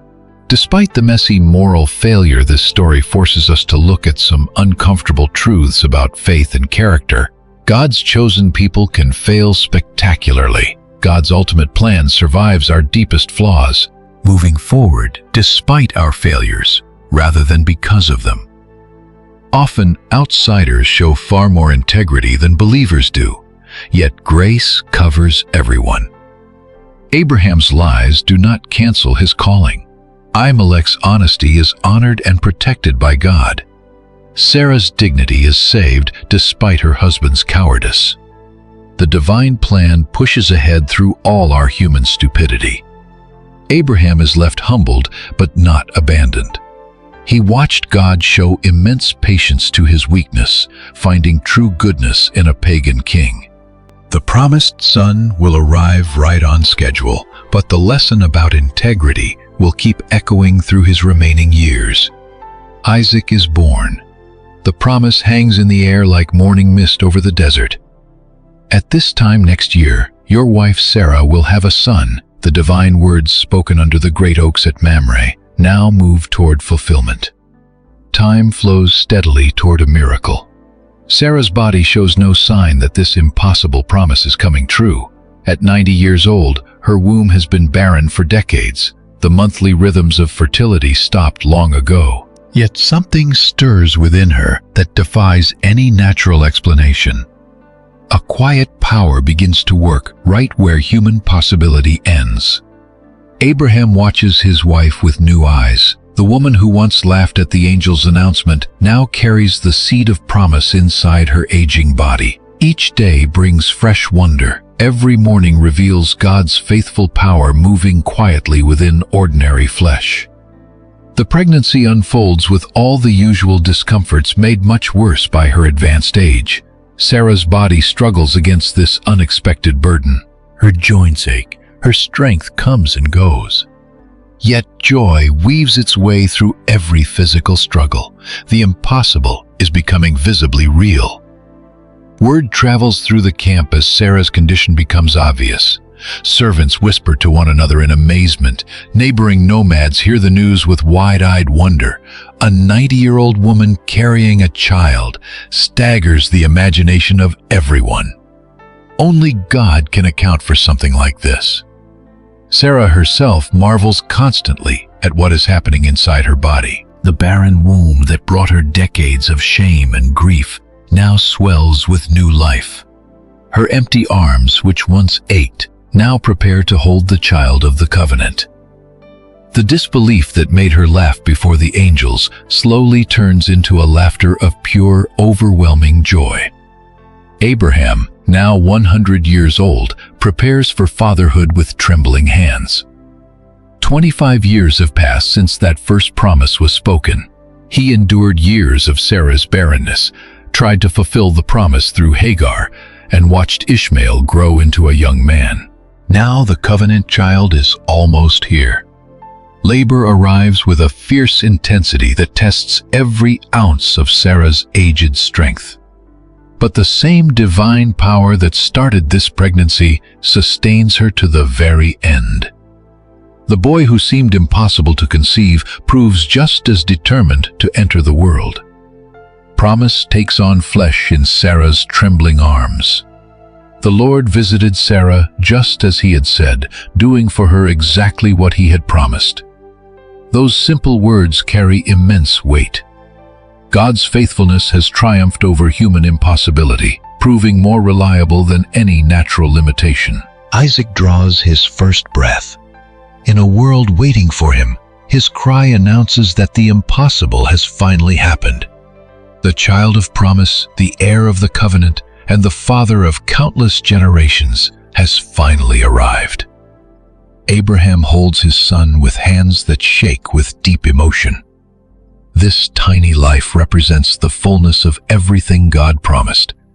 Through this child, blessing will flow to all nations. In these tiny fingers rests the entire future of God's purpose. The weight of that promise settles into Abraham's aging arms. Sarah's laughter fills the tent with pure, unbounded joy. "God has brought me laughter," she declares, "and everyone who hears of this will laugh with me." The bitter laughter of disbelief is now the sweet laughter of fulfillment. Grace has turned her skepticism into a celebration. Her wonder pours out in praise. Who would have ever told Abraham that Sarah would nurse children? Yet here I am, bearing a son in his old age. The sheer impossibility of it all still amazes the very woman who lived it. Miracles stay miraculous, even to those who receive them. On the 8th day, Abraham circumcises Isaac, obeying the divine command. The covenant sign marks this child as belonging to God and his people. His flesh bears a symbol of promises reaching far beyond his own life, into the destiny of a nation. The camp celebrates with unprecedented joy. Feasts are prepared in abundance. Old stories are shared. Songs of praise ring out. Isaac's birth is vindication for Sarah, fulfillment for Abraham, and hope for everyone who trusts in God's promises. The impossible has not just happened, it has become inevitable. Yet tension creeps into the celebration. Ishmael, now around 15 years old, watches his father's happiness with tangled emotions. For 13 years, he was the only son, the clear heir, the sole focus of Abraham's love. Now, a baby takes the attention that once belonged only to him. Sarah watches Ishmael's attitude, seeing a real threat to her son's future. The older son's presence complicates the younger son's future inheritance, but those worries still lie ahead. Today is for celebration. Today marks the triumph of faith over every kind of impossibility. Today proves that God's promises are fulfilled despite human limitations. Isaac grows strong and healthy under his parents' devoted, loving care. Every milestone brings fresh wonder. His first smile, his first word, his unsteady steps all carry the weight of answered prayer. This child is hope in human form. Abraham watches his son, having seen God's faithfulness over and over. From his first call in Ur to this moment in the tent, God has stayed completely true to every promise. Isaac's very life shows that God is reliable in a world of constant uncertainty. The name Isaac means laughter, and laughter fills every corner of their home. Sarah's joy overflows in constant delight. Abraham shows his happiness in gentle, protective care. Even the servants smile more freely now that their master's deepest desire has finally been fulfilled. Years of waiting have ended in pure joy. Decades of barrenness have given way to fertility beyond all imagining. The promise that seemed completely impossible has turned out to be inevitable.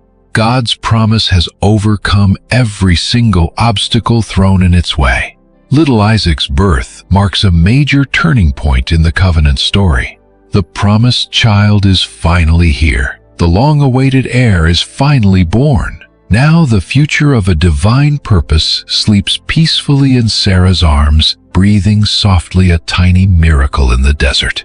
Before Hagar and Ishmael are sent away, celebration fills Abraham's camp as Isaac reaches the age of weaning. This milestone marks a child's passage from infancy into childhood, moving from total dependence to the very beginning of independence in the ancient world. This weaning feast represents a child's survival past the most dangerous years of early life.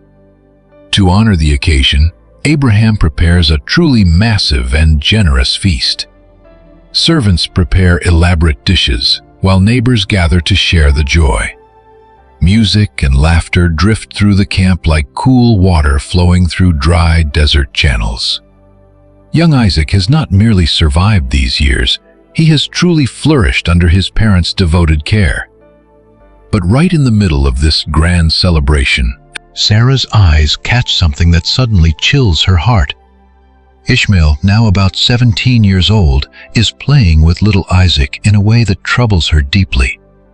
The ancient scriptures describe him simply as laughing or playing, but Sarah senses something far more threatening. Perhaps Ishmael is mocking the much smaller child. Maybe his play is too rough for a toddler. Perhaps he is just acting like a typical teenager, not realizing his games could cause harm. Whatever the truth, Sarah perceives it as a genuine danger to her baby. Her response is both immediate and absolute. She goes straight to Abraham with a harsh demand that cuts through the festive music like a sharp blade. "Drive out this slave woman and her son," she insists. "The son of this slave woman must not share the inheritance with my boy Isaac." Her demand strikes Abraham like a heavy physical blow. Sarah is asking him to banish Hagar the servant who has shared their household for so many years, and Ishmael, the boy he has loved and raised for 17 years. The request seems cruel beyond measure, and Abraham's heart breaks at the thought. Ishmael is his firstborn son, a child who brought him great joy for 13 years before Isaac was born. The boy has known no other father and no other home. To cast him out feels like tearing away a piece of his own soul. The tense situation lays bare the painful complexity of ancient family dynamics. From her perspective, Sarah's demand makes practical sense. Ishmael's continued presence in the camp threatens to complicate young Isaac's future inheritance. As the older son, Ishmael could easily press legal claims that would lessen Isaac's share. Her fierce maternal instincts drive her to protect her own child's future. But Abraham looks past legal technicalities to the real human bonds involved. Ishmael is his son. Regardless of Hagar's status, the boy has done nothing to deserve exile. Sending him out into the unforgiving wilderness seems terribly unjust and dangerous. The entire matter is deeply distressing to Abraham because of his love for his son. The original Hebrew text highlights the profound depth of his emotional pain. This is no minor domestic dispute, but a crisis threatening to shatter his most cherished relationships. Yet divine guidance comes to Abraham in this dark hour of decision. God speaks to him with words that carry both firm command and deep compassion. "Do not be distressed about the boy or your slave woman," God tells him. "Listen to what Sarah says, for your offspring will be named through Isaac." This directive shocks Abraham. God himself sides with Sarah in this painful dispute. The divine perspective sees a larger necessity that human emotion struggles to accept. Isaac must inherit the sacred covenant promises, free from any competition or confusion. Yet God's painful command arrives wrapped in a gracious assurance. "I will also make a great nation from the slave woman's son, because he is your offspring too," God promises. Ishmael will not be abandoned to die. A divine blessing will follow him wherever he wanders. His future, though vastly different from Isaac's, remains bright with a genuine promise of its own. These words from God transform an agonizing choice into a quiet act of obedience. Abraham rises early the next morning, his heart grieving, but his path clear. Gathering some bread and a skin of water as provisions for the journey, he hands them to Hagar. He places the supplies on her shoulder and sends her out with Ishmael. This simple description hides a depth of anguish that words can barely touch. A loving father is saying goodbye to his young son, perhaps for the last time. A master dismisses a faithful servant into the great unknown. Love and obedience collide in a heartbreaking surrender as Hagar and Ishmael leave the only home they have known. They wander aimlessly into the harsh wilderness of Beersheba, each step carrying them further away from safety and everything they once knew. The water Abraham gave them cannot last long under the blistering desert sun. When it runs dry, despair crushes Hagar, She lays Ishmael beneath a bush for a bit of shade. Walking a bowshot's distance away, she sits down, completely alone. She simply cannot bring herself to watch her beloved son die of thirst. "Let me not watch the child die," she weeps, her tears bitter and inconsolable. The cry of a mother's breaking heart echoes across the empty wilderness. All her dreams and all the fierce love she holds for this boy seem poised to end in tragedy. But God hears the boy's voice.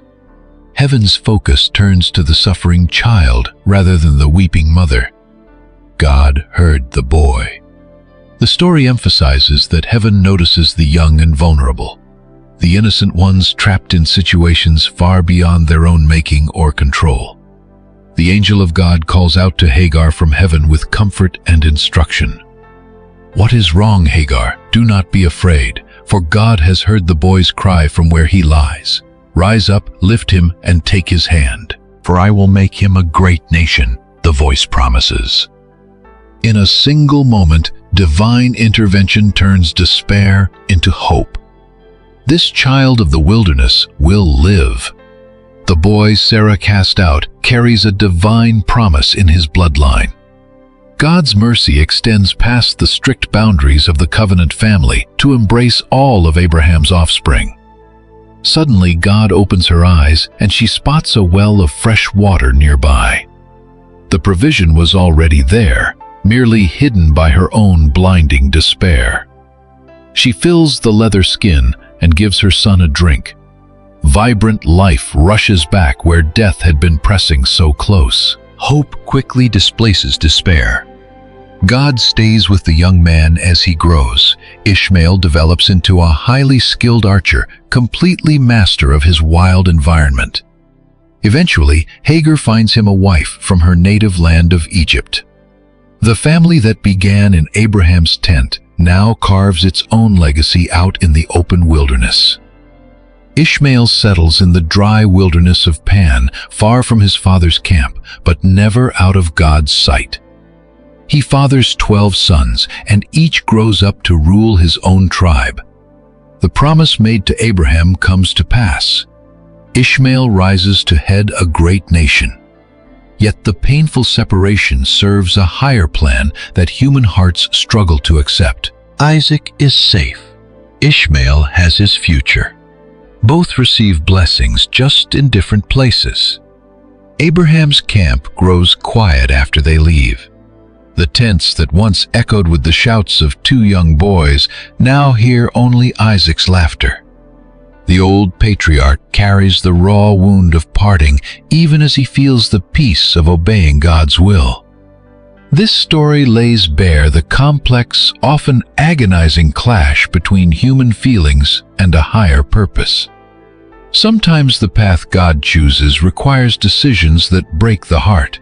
His blessings often come down strange paths. What feels like cold rejection can actually be divine protection in disguise. Both Sarah and Hagar acted out of deep love. Both boys receive a divine favor, even if the paths that blessing takes are worlds apart. The God who sees every heart provides for all his children, even when human families tear themselves apart. The treaty at Beersheba. Desert winds whisper across the empty land. Abraham stands at the edge of his camp watching a dust cloud rise in the north. King Amalek is returning, but not to fight.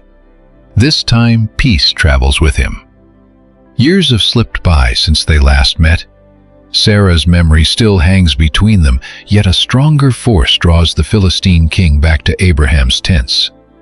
He sees how wealth and success follow this Hebrew wanderer wherever he sets foot. Perhaps it is the quiet power surrounding him like morning mist on the hills. Amalek brings his military commander Phol and a few close advisors. Their approach shows real respect, not a threat of war. God is with you in everything you do, the king declares. Those words carry massive weight in the ancient world. When a king admits that God favors another man, the ground is cleared for a real treaty. Abraham welcomes them with desert hospitality, bringing water for their dusty, tired feet, shade from the hot sun, and food for tired travelers. But beneath this courtesy, Abraham remains very watchful. You have to build trust even when a king praises your blessings. The real negotiation centers on water. In this brutal, parched land, a well is far more than property. Abraham's servants worked hard digging deep to pull sweet water up through sand and stone. But Amalek's men have seized one of those wells by force. This theft cuts deeper than a simple loss of property. It threatens their very survival in the desert. Swear to me here before God, Amalek requests that you will not treat me, my children, or my descendants unfairly. Treat me and this land where you live as kindly as I have treated you. Beneath the king's grand words lies a flicker of real worry. This wandering shepherd somehow commands a level of respect that no army can buy or build. Abraham agrees to the peace, but he has one condition. That stolen well must be openly acknowledged as his rightful property. In ancient diplomacy, peace is a two-way street, and respect must be bought. The king accepts without argument. Then 7 young lambs are set apart from the flock. Abraham presents them to Amalek. These animals are living witnesses, and their gift turns a spoken promise into a sacred covenant. The king accepts them, knowing their full weight. What is the meaning of these 7 young lambs you have set apart? Amalek asks. Following the ancient ritual, Abraham replies, "Accept these from my hand as proof that I dug this well myself."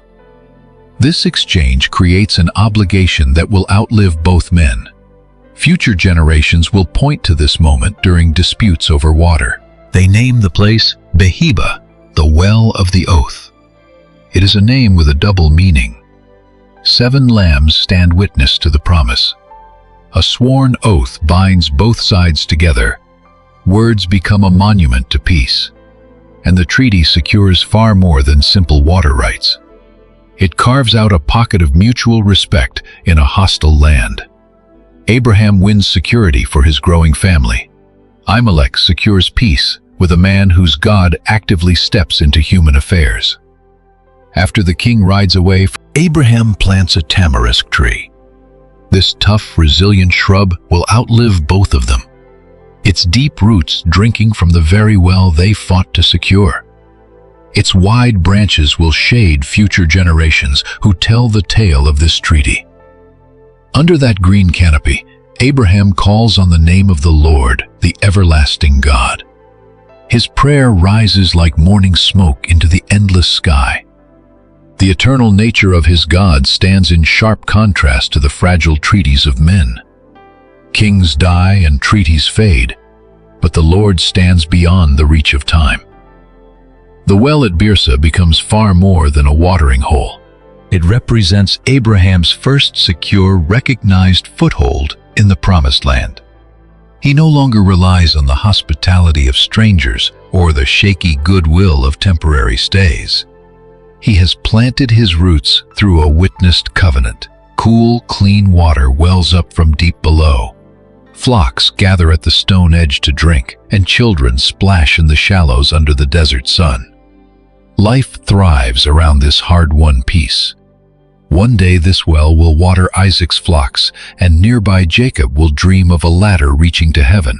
Generations will retell the story of the day their ancestors stood before a king and made peace. Yet beneath the celebration lies a deeper, lasting truth. Abraham's true safety lies not in human treaties or property deeds, but in God's promise. Earthly treaties fail. Deep wells run dry. But God's covenant reaches far beyond the grip of any earthly king. The tamarisk tree grows slowly in the dusty desert soil, pushing its roots deep to find hidden water. Like Abraham's quiet faith, it draws life from places others can never see. The tree will stand long after the man who planted it has returned to the earth. It is a quiet witness to peace between shepherd and king. The Testing of Abraham the Akedah, Part 1. Silence stretches across the desert. Stars drift in their ancient patterns. Abraham lies awake, listening to the quiet breathing of his sleeping camp. A warm and heavy peace has settled over his entire home. Isaac is safe, fast asleep. Sarah rests without worry. Then God speaks. The voice arrives not with crashing thunder, but with a terrible, quiet gentleness. Abraham knows this voice instantly. This voice called him from Ur, promised countless descendants, and made sacred covenants with him through the long years. But tonight, the words carry a heavy dread. "Here I am," Abraham answers, just as he always has. Those words have defined every single encounter between this man and his Creator, but tonight they lead him to an unimaginable place. "Take your son," God says, "your only son Isaac, whom you love, and sacrifice him on the mountain. I will show you." God's words drop like heavy stones into quiet water. Absolute shock ripples through Abraham's entire waking mind. Kill Isaac, the boy of promise, the child of laughter, the heir meant to bless the whole world? Abraham's mind recoils in total disbelief. This young boy is the living proof of every promise God ever made. Isaac holds the future of God's plan. Through him, descendants were supposed to outnumber the stars above. How can God demand his death? Now Abraham knows child sacrifice still darkens many altars across the land of Canaan. But Abraham's God has always seemed profoundly different. His commands have consistently brought life, never death. His promises opened futures, not ended them. Yet here is the unthinkable command. Sleep is impossible now. He gets up and slips out among his resting flocks. Night sounds breathing animals, ropes creaking in the wind. A distant jackal cries. Everything feels foreign now. The world has shifted on its axis, leaving nothing unchanged in this shattering reality. Questions crowd his mind. Is this really God? Or is some dark spirit deceiving him? Did he misunderstand the command? Could the words mean something else? The heavy silence offers no explanation and no escape from what he heard. Abraham slips back into the tent and stares at his sleeping boy. Isaac has grown so strong, his laughter like sweet music. His questions about faith and God are Abraham's absolute joy. How can this boy become a sacrifice on an altar? Underneath the horror lies an even darker truth. If God truly demands Isaac's death, then the promise itself is completely broken. No descendants, no great nation, no blessing. Everything collapses into cold ash and grief. For decades, Abraham has followed God. He abandoned his homeland on command. He believed impossible promises about land and children, even when his own eyes saw only barren ground. He kept believing, even when Sarah laughed at having a baby. He has staked his whole life on God. Now, that same faith demands a brutal, unfaithful act. God asks him to tear down the very future he promised to build. This test cuts straight to the root of trust. Will he still obey when obedience goes against everything he knows? Dawn approaches merciless. Soon the servants stir. Isaac will wake with his easy smile. Sarah will start her morning. Life goes on as if nothing has shattered in the dark. Abraham makes his choice in the gray hour before dawn. He will obey not because he understands, not because the command makes sense, or because he is ready. He obeys simply because God has spoken, and that is enough. He quietly wakes two young servants keeping the camp asleep. He does not disturb Sarah or explain where they are going. Some roads must be walked alone. He gathers split wood for the fire and a sharp knife for the slaughter and a dish of hot coals to start the flame. Isaac rubs his eyes as they finish. "Father," he calls out with sleepy confusion, "are we going somewhere?" Abraham's heart breaks at the innocent question. "Yes, my son, we are going to worship." The words are true, but it is not the truth Isaac expects. They will worship, but it will cost them everything. The boy jumps up excited for a trip. He helps pack the donkey, completely unaware of what lies ahead. To Isaac, this is just an adventure. He has no idea he is packing for his own execution. Abraham saddles the donkey with shaking hands. Every little chore feels like a final act. Checking water, tying down the bundles, planning the road, it all carries a terrible weight. He is going to climb a mountain and kill his boy. As the sun peaks, they set off, Abraham leading. Isaac walks right beside him, chatting about the trail. The servants follow further behind, unaware of their master's deep agony. No one suspects they are marching toward the hardest test faith has ever faced. The testing of Abraham the Akkad, Part 2. The road to Moriah feels like a lifetime packed into a 3-day march. Every step drags Abraham closer to an impossible choice. Every mile presses the weight down heavier on his heart.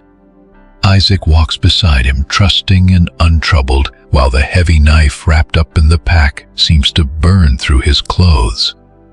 On that first day, conversation still flows easily.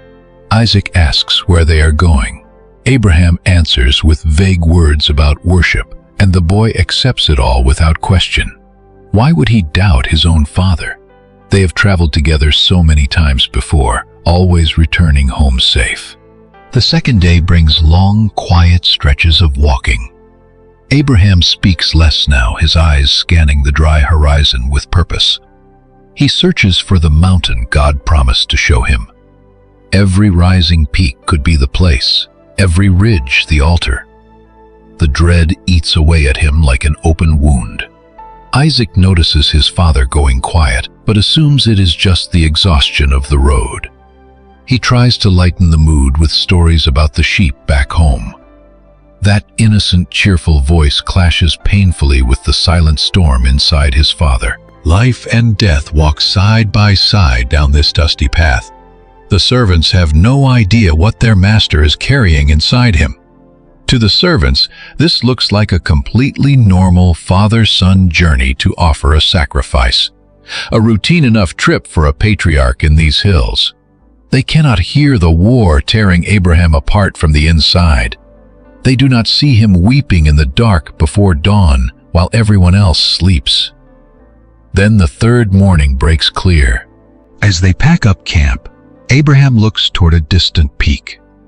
Something about its stark shape against the sky speaks to him.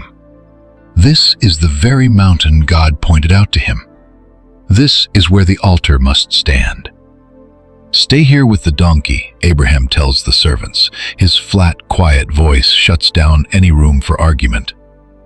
"The boy and I are going up there to worship, and then we will return." The promise slips out, surprising even Abraham himself. "We will come back." Does he really believe it? Or is he just trying to keep the servants from following deep down? A fragile spark of hope refuses to die. Maybe God will show mercy. Maybe this trial ends differently. Isaac unloads the wood from the donkey and shoulders the heavy bundle himself. He is old enough now to carry the wood meant for his own sacrifice. Abraham takes the fire and the knife. Together they ascend, alone. The trail winds up through jagged limestone and dry desert brush. Every single step brings them closer to a moment that will change history.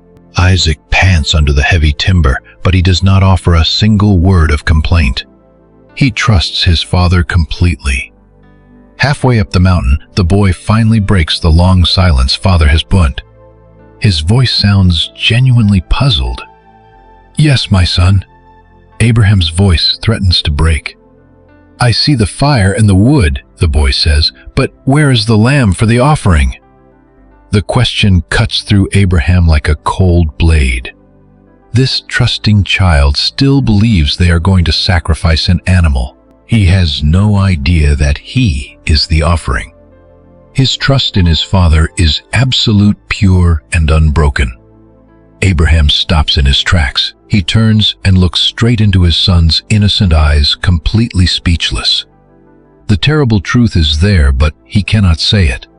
Instead, he offers a desperate plea of hope. God himself will provide the lamb for the offering, my son. That answer is enough for Isaac. Of course God will provide. When has the Lord ever failed them before? The boy shifts the wood on his back and keeps climbing. Abraham follows behind, crushed by the deep weight of his own prophetic words. Even on the brink of this nightmare, he still trusts God to make a path. They reach the flat summit just as the sun hits its peak. The peak feels ancient, completely cut off from the rest of the world. Up here on this windswept ridge, heaven and earth press close together. This is where the ultimate trial reaches its breaking point. Abraham begins piling the rough stones, his hands steady despite the terror inside. He places each stone with slow, deliberate care. Isaac works right beside him, with willing, helpful hands, still completely blind to what is coming. His help makes the pain unbearable. Finally, the altar is finished. Abraham lays out the firewood with the quiet precision of a veteran priest. This offering must be perfect. If God demands this sacrifice, he will give it fully. Only then does Abraham turn to face the boy. Isaac stands, waiting by the stones, patient and calm. The truth cannot be hidden anymore. Isaac. The boy looks up with clear, trusting eyes, ready for whatever comes. He has no fear, no suspicion of what is about to happen. Abraham's hands tremble as he pulls out the binding rope. Isaac does not struggle or pull away, though deep confusion washes over his face. Absolute trust overrides his fear. The boy allows himself to be bound because he loves the father who is tying the knots. Only when he lies bound on the cold stones does the truth hit him. He is the sacrifice. The offering is his own life. Yet even now he does not struggle or scream. His trust in his father runs deeper than his terrifying fear of death. Abraham raises the heavy knife with shaking hands. The polished blade catches the blinding midday sun, flashing a cold light across the sky. This is the absolute peak of the trial. Everything hinges on what happens in the very next second. The angel's voice still echoes across the peak when Abraham's knees finally buckle. The knife slips from his hand, clattering against the rocks. Isaac lies bound on the wood, eyes wide with shock and silent awe. Father and son stare at each other across a vast gulf of raw, unspoken emotion. Neither of them can fully comprehend what just occurred between heaven and earth. "Do not lay a hand on the boy," the voice had commanded. "Now I know you fear God because you did not withhold your son, your only son." Abraham's hands shake as he works the tight ropes loose. Isaac sits up slowly, rubbing his wrists to bring back the feeling. Neither of them speaks. Words are useless for what just took place between them. The silence settles heavy with everything left unspoken. Then a rustling from a nearby thicket breaks through the quiet. There, its horns caught in tangled branches, stands a ram. The animal struggles briefly before going still, as if accepting its own appointed purpose. God has provided the lamb exactly as Abraham told his son he would. Gently, Abraham helps Isaac down from the stone altar. The boy's legs are unsteady, but his eyes hold no accusation toward his father. Their trust survived the test, though it has been deeply changed by it. Together they have walked right through the shadow of death and emerged into the light on the other side. The ram takes the boy's place on the stone altar. Flames rise, consuming the offering, as father and son watch together in grateful silence. Smoke climbs straight up in the still air, carrying their quiet worship toward heaven. The smell of the sacrifice mingles with desert thorns and dry herbs. Abraham names this place Yahweh Yeh, Ray, the Lord will provide. That Hebrew phrase will echo through generation after generation. On this mountain of the Lord provision appears at the very moment when hope seems completely gone. Even in the darkest hour, God makes a way. The angel speaks again as the fire burns down to coals, bringing a renewed promise and a blessing larger than before. Because you have done this and have not withheld your son, your only son, I will surely bless you and make your descendants as numerous as the stars in the sky and the sand on the seashore. These old promises now hold incredible depth. Abraham has proven his faith beyond any doubt. The covenant now rests on real demonstrated obedience rather than just a verbal agreement. With this act, the patriarch shows he will hold back nothing from God, not even his most precious possession. Your descendants will take over the cities of their enemies. The angel continues, and through your offspring every nation on earth will be blessed, because you have obeyed me. Isaac takes in these words with a permanently altered understanding. He is no longer simply Abraham's beloved son. He is a vital link in God's eternal design. His life, pulled back from the brink of death, carries a destiny reaching far beyond his own individual existence. He bears both the weight and the wonder of being chosen and kept alive for a purpose. They descend the mountain together in thoughtful quiet. The two servants wait exactly where they were left, entirely unaware of the drama above. To them, Abraham and Isaac look somewhat subdued but otherwise unchanged. To the casual eye, the invisible marks left by such testing remain completely hidden. The journey home passes in a quiet silence that neither man feels any need to break. Isaac walks differently now. Not with less trust, but with a far deeper awareness of what life and faith actually are. He has felt the edge of death press close and been pulled back by divine mercy. Life is sweeter now for having been so nearly surrendered. Abraham's relationship with his son shifts in quiet, permanent ways. The willingness to offer has been proved, and it will never need to be proved again. Love deepened by such extreme testing forms bonds far stronger than anything ordinary experience can create. They understand each other now in ways that exist far beyond words. Sarah waits with visible anxiety for their return. Something in Abraham's expression tells her that things of great significance have taken place. Even though he does not explain the details right away, Isaac embraces his mother with an intensity she feels but does not yet understand.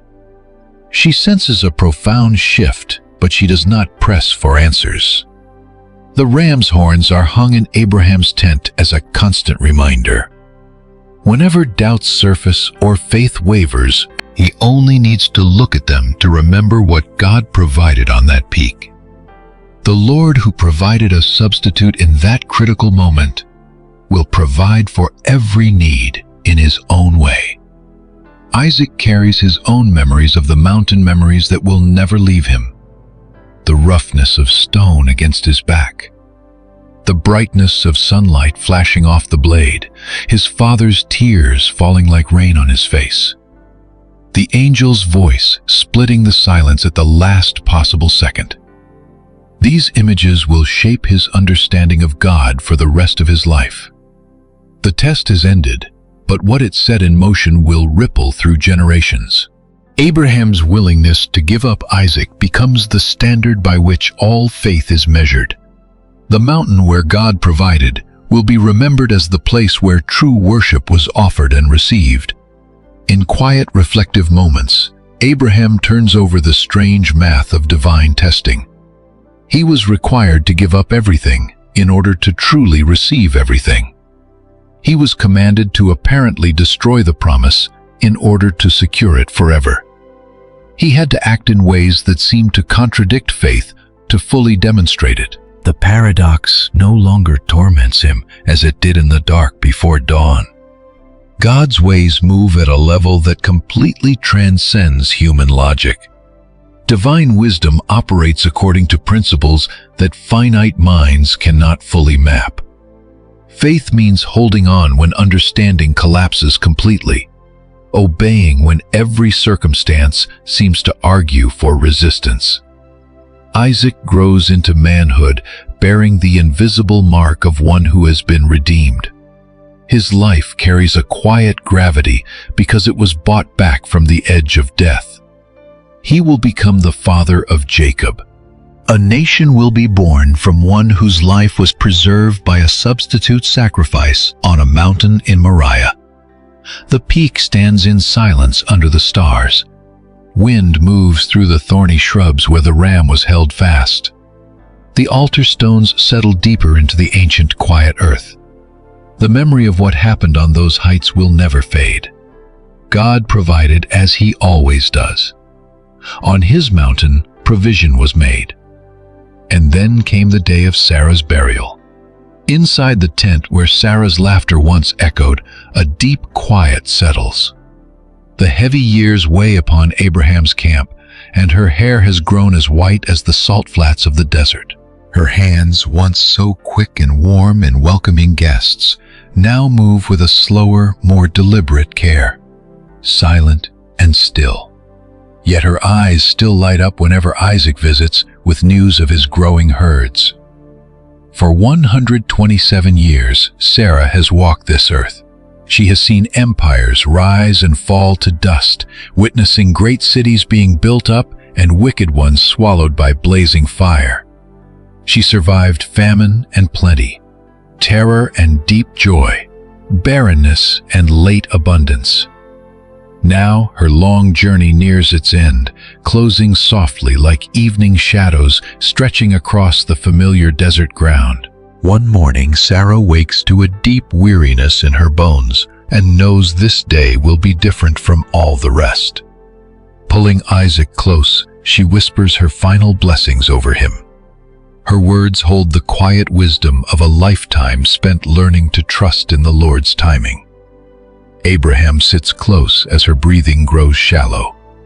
Their wrinkled hands interlock silently, remembering the strength of their youth. Together they had journeyed all the way to Canaan. Together they doubted and believed, stumbled and rose, wading through long, dry seasons before receiving a promise that went far beyond their wildest dreams. Now one journey ends as another begins. When her breath leaves her, Abraham's grief rushes over him like a flood. The woman who once laughed at God's promise and then held that very promise in her arms is gone. The tent that sheltered their lives for over a century feels completely empty. The gentle voice that called him husband is silent now. Isaac weeps openly beside his father. Sarah was not just his mother, she was his closest friend. She had waited so many decades for his birth, treasuring every single moment of his youth. Now her passing leaves a deep void that no one else can ever fill. The camp feels smaller without her. Abraham mourns according to ancient customs, but the grief is deeply personal as he tears his clothes and throws dust over his head. He fasts, prays, and remembers. Every tear holds a memory. He sees her beauty in Ur, her fear in Egypt, her laughter at Isaac's birth, and her relief when he returned safely from Moriah. Once the first sharp blow of grief fades, practical needs demand his attention. Sarah's body must be prepared for burial according to their customs. But where can he lay her to rest? Abraham owns no land of his own in Canaan, holding only temporary grazing rights negotiated with local tribes. He desperately needs a permanent resting place for his beloved wife. The Hittites rule the area around Hebron, where Abraham has often camped. Their city sits nestled down in the valley, with their fields spreading over the surrounding hills. Among them is a man named Ephron, who owns a cave in the field of Machpelah. That burial site appeals to Abraham for its security and its dignity. Abraham approaches the Hittites with his request. "I am a foreigner and a stranger among you. Sell me some property for a burial site so I can bury my dead." His words acknowledge his outsider status while appealing to their sense of hospitality. The Hittites reply with elaborate courtesy, "You are a mighty prince among us. Bury your dead in the best of our tombs. None of us will refuse you." The offer sounds generous, but Abraham sees the trap hidden beneath their polite words. A gift can always be reclaimed. Hospitality can be withdrawn. What is freely given can easily be taken back when times change. Abraham needs legal ownership, not a temporary favor. He must buy the cave outright for his family's permanent rest. "If you are willing to let me bury my dead," he replies, "then listen to me, and speak to Ephron, son of Zohar, on my behalf, so that he will sell me the cave of Machpelah, which sits at the end of his field. Ask him to sell it to me for the full price as a burial site among you." Ephron himself is sitting among the elders at the city gate. In this ancient culture, business is done in public. Witnesses ensure that agreements are kept and remembered for generations. The cave's owner speaks directly to Abraham with flowery generosity. "No, my lord, listen to me. I give you both the field and the cave inside it. I give it to you in the presence of my people. Bury your dead." Once again, it is a gift wrapped in honor but loaded with risk. Abraham bows respectfully but stands firm. "Listen to me if you will. I will pay the full price of the field. Accept it from me so I can bury my dead there." He will not be swayed from buying the land, no matter how generous the offer. Ephron names his price with a casual air. "A piece of land worth 400 shekels of silver. What is that between you and me? Bury your dead." This sum is an enormous amount, far above its real value. But Abraham pays without hesitation, weighing out the silver before all the witnesses. The transaction is recorded with absolute care. Abraham purchases not just the cave, but the entire field around it. Every tree and boundary line is specified, with all rights and access clearly defined. What belongs to Abraham and his descendants is established beyond any dispute. Sarah is laid to rest in the cave of Machpelah with the dignity she deserves. Abraham's tears fall on the soil that finally belongs to his family. This first piece of Canaan, bought with silver and sealed with grief, becomes their true inheritance. The cave holds far more than just Sarah's body.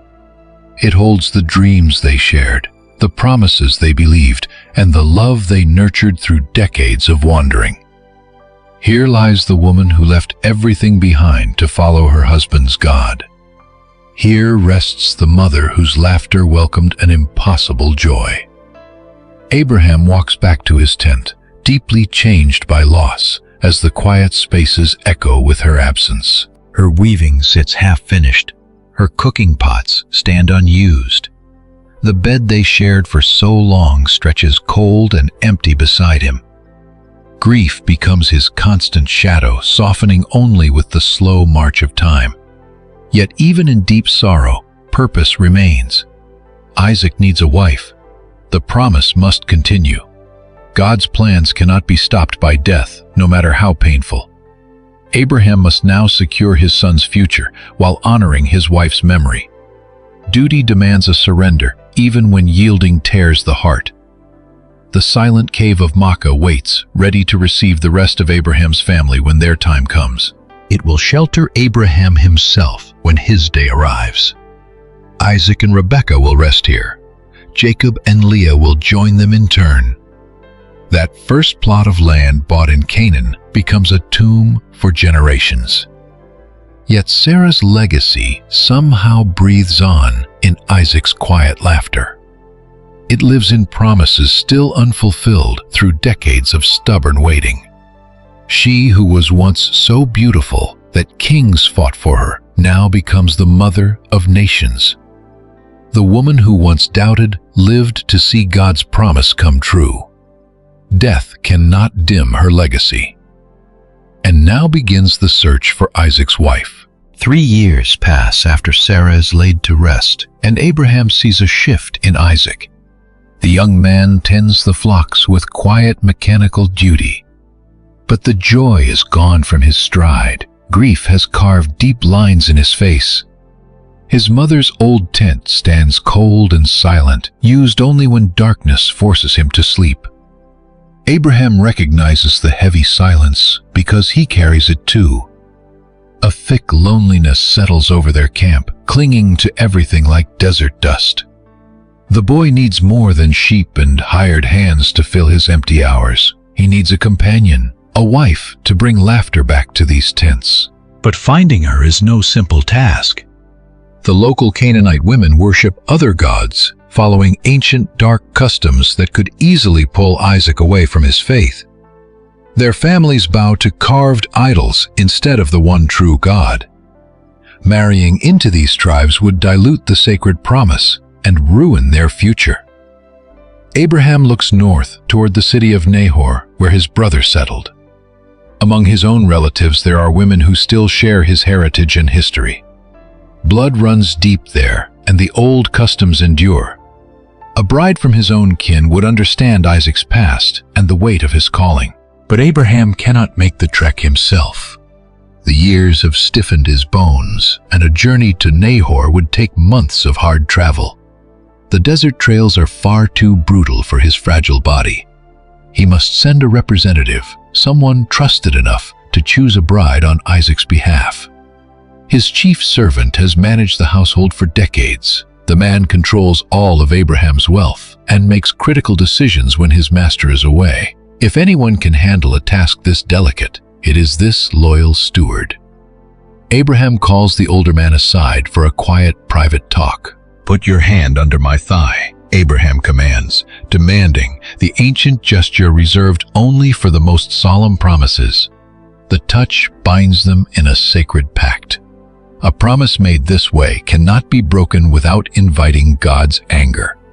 "Swear to me by the Lord, the God of heaven and earth, that you will not take a wife for my son from these Canaanite women living all around us."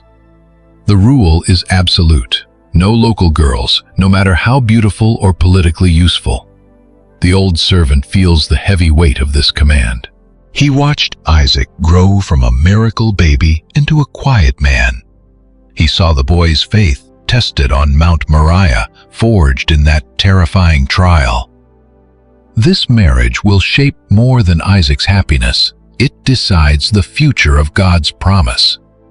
But what if the woman refuses to leave her home and come back with me? The servant asks, looking for practical limits. Should I take your son back to the land you left behind? It is a practical concern, but Abraham's response is swift, sharp, and absolutely final. "Never take my son back there. The Lord, the God of heaven, brought me out of my father's house, swore to me, and promised this very land to my descendants.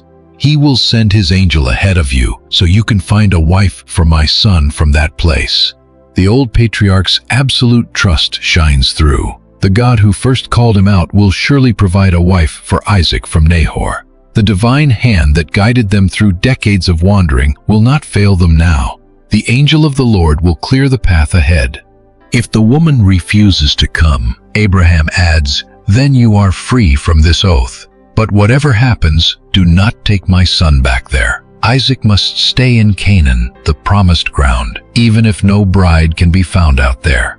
The servant nods and swears the solemn oath. He will travel to Nahor, armed with his master's authority. He will search among Abraham's kin for a woman worthy of the family promise. He will not come back empty-handed if heaven grants him success. Immediately, the heavy preparations for the long journey begin. 10 camels are chosen from the family herds, loaded with supplies and rich gifts to show Isaac's future in-laws their immense prosperity. The servant packs gold jewelry, fine fabrics, and costly spices. These gifts serve a deliberate, practical purpose on this journey. They prove Isaac can provide an abundant life for his bride while showing deep respect to her household. In the ancient Near East, such gestures carry heavy cultural weight. They create a social tie that almost demands a positive response. Abraham blesses the caravan before they set out. His prayers rise quietly, asking God to direct his servants every single step. The success of this trip will decide Isaac's entire future and the promise. Everything hinges on finding the right woman in Nahor's city. The caravan leaves at dawn, carrying heavy hopes along with the treasures. Abraham watches until the rising dust vanishes on the horizon. Isaac stands beside his father. Both men pray silently for a safe journey. Behind them, the empty tent waits for laughter to fill its quiet rooms. Days stretch into long weeks on the road. Retracing the paths Abraham walked years ago, the servant guides his camels steadily toward the north. Every mile brings him closer to Nahor, closer to the meeting that will shape Isaac's life. The path is long and often quite dangerous. Harsh desert winds sting their skin. Water is rationed strictly between oasis stops. Outlaws hide in the mountain passes, waiting for easy prey. But the servant pushes on, driven by his sacred oath and his master's prayers. At last, the dusty walls of Nahor rise in the distance. The city hums with life as evening draws close. Women leave their homes to carry water from the communal spring. Young and old, beautiful and plain, they walk together. They gather for this daily task that keeps the ancient world alive. Outside the walls, the weary servant stops his camels as long shadows stretch across the dusty ground. This is the moment of testing. Right here, at this well, God will point out Isaac's bride. The loyal servant watches closely, waiting to see heaven work through everyday moments. Finding a wife for Isaac, Part 2. The well outside Nahor is busy as women arrive with empty clay jars on their shoulders. From his spot near the camels, the servant studies every face, looking for kindness and strength. His heart beats steadily. He is ready to watch God guide him to the right woman. A silent prayer rises from his lips as they draw near. Lord God of my master Abraham, grant me success today and show kindness to my master. Here I stand by this spring while the daughters of the town come out for water. The test he proposes shows a deep wisdom built from years of watching people. Beauty fades, but real character lasts. A woman's response to a stranger will show far more of her heart than any formal greeting ever could. He prays that when he asks a young woman to lower her jar for a drink, she will say, "Drink, and I will water your camels too." Let her be the one chosen for Isaac. By this he will know that God has shown true loyalty to his master. This prayer reveals incredible faith. He asks for a sign that goes far beyond basic politeness. Giving water to a thirsty traveler is just standard hospitality. But offering to water 10 thirsty camels, that takes rare kindness and a truly generous soul. Before his prayer even finishes, a young woman walks toward the well. Her bearing shows a quiet nobility mixed with humility. She walks with easy confidence, neither proud nor shy. The water jar on her shoulder seems light in her strong hands. Her striking beauty stops the servant in his tracks, not some painted makeup from the city, but a natural glow of health and joy. Her skin is warm from the sun and her eyes shine with sharp intelligence. Here is someone who clearly finds joy in simple things. She fills her heavy jar quickly and turns to walk back home. The servant hurries toward her, his heart hammering. He asks, "Please, give me a little water from your jar," making his voice sound tired and weak. "Drink, my lord," she answers immediately, lowering the jar without hesitation. She shows a genuine concern for this stranger. She waits quietly while he drinks, showing no rush to get back to her chores. As soon as the servant finishes his drink, the young woman speaks the exact words of the sign. She says she will draw water for his camels too, until they are full. She offers this freely without any prompting, just as he had prayed. The sheer scale of her promise hits him as she starts the work. 10 camels can drink massive amounts of water after a long journey. Each beast might gulp down 25 gallons or more. This young woman just signed up for an hour of exhausting labor for a stranger. She works fast, running back and forth to the trough. Her heavy jar goes down and up, emptying and refilling for the thirsty beasts. Sweat beads on her forehead, but she works without complaint until they all drink their fill. The servant watches, astonished. God answered his prayer before he even finished whispering it. She is exactly the kind of woman Isaac needs: selfless service, a giving heart, and willing hands. Her actions show a soul ready to join Abraham's covenant family through marriage.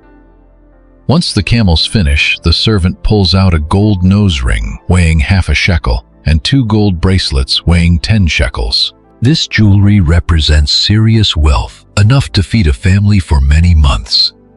He offers the gifts in gratitude, showing his master's great wealth. "Whose daughter are you?" he asks, his voice shaking with excitement. "Please tell me, is there room in your father's house for us to sleep?" The question sounds casual, but everything depends on her reply. Her family connection is key. "I am the daughter of Bethuel," she says, "the son of Nahor and Milcah." The words strike the servant like a bolt of lightning. Nahor is Abraham's own brother. This generous young woman belongs to the exact family he traveled so far to find. God's guidance has exceeded his wildest hopes. "And yes," she adds, "we have plenty of straw and feed, plus room for you to stay the night." Her invitation shows the same open hospitality that defines Abraham's family. Her household will welcome these strangers with the very same warmth she just displayed. Right there beside the well, the servant bows his head in deep worship. "Praise be to the Lord, the God of my master Abraham, who has not forgotten his kindness and truth. As for me, the Lord has led me straight to the house of my master's family." His prayer of thanks echoes over the water. Other women pause their work to watch this stranger celebrating at their well. They do not understand his joy, but they know true gratitude when they see it. Rebecca, the young woman, runs home to share the news. Her family gathers quickly as she describes the wealthy traveler and his beautiful gifts. Heavy gold pieces suggest sudden, unexpected wealth. Laban, Rebecca's brother, inspects the jewelry with sharp, calculating eyes. Such craft suggests distant origins.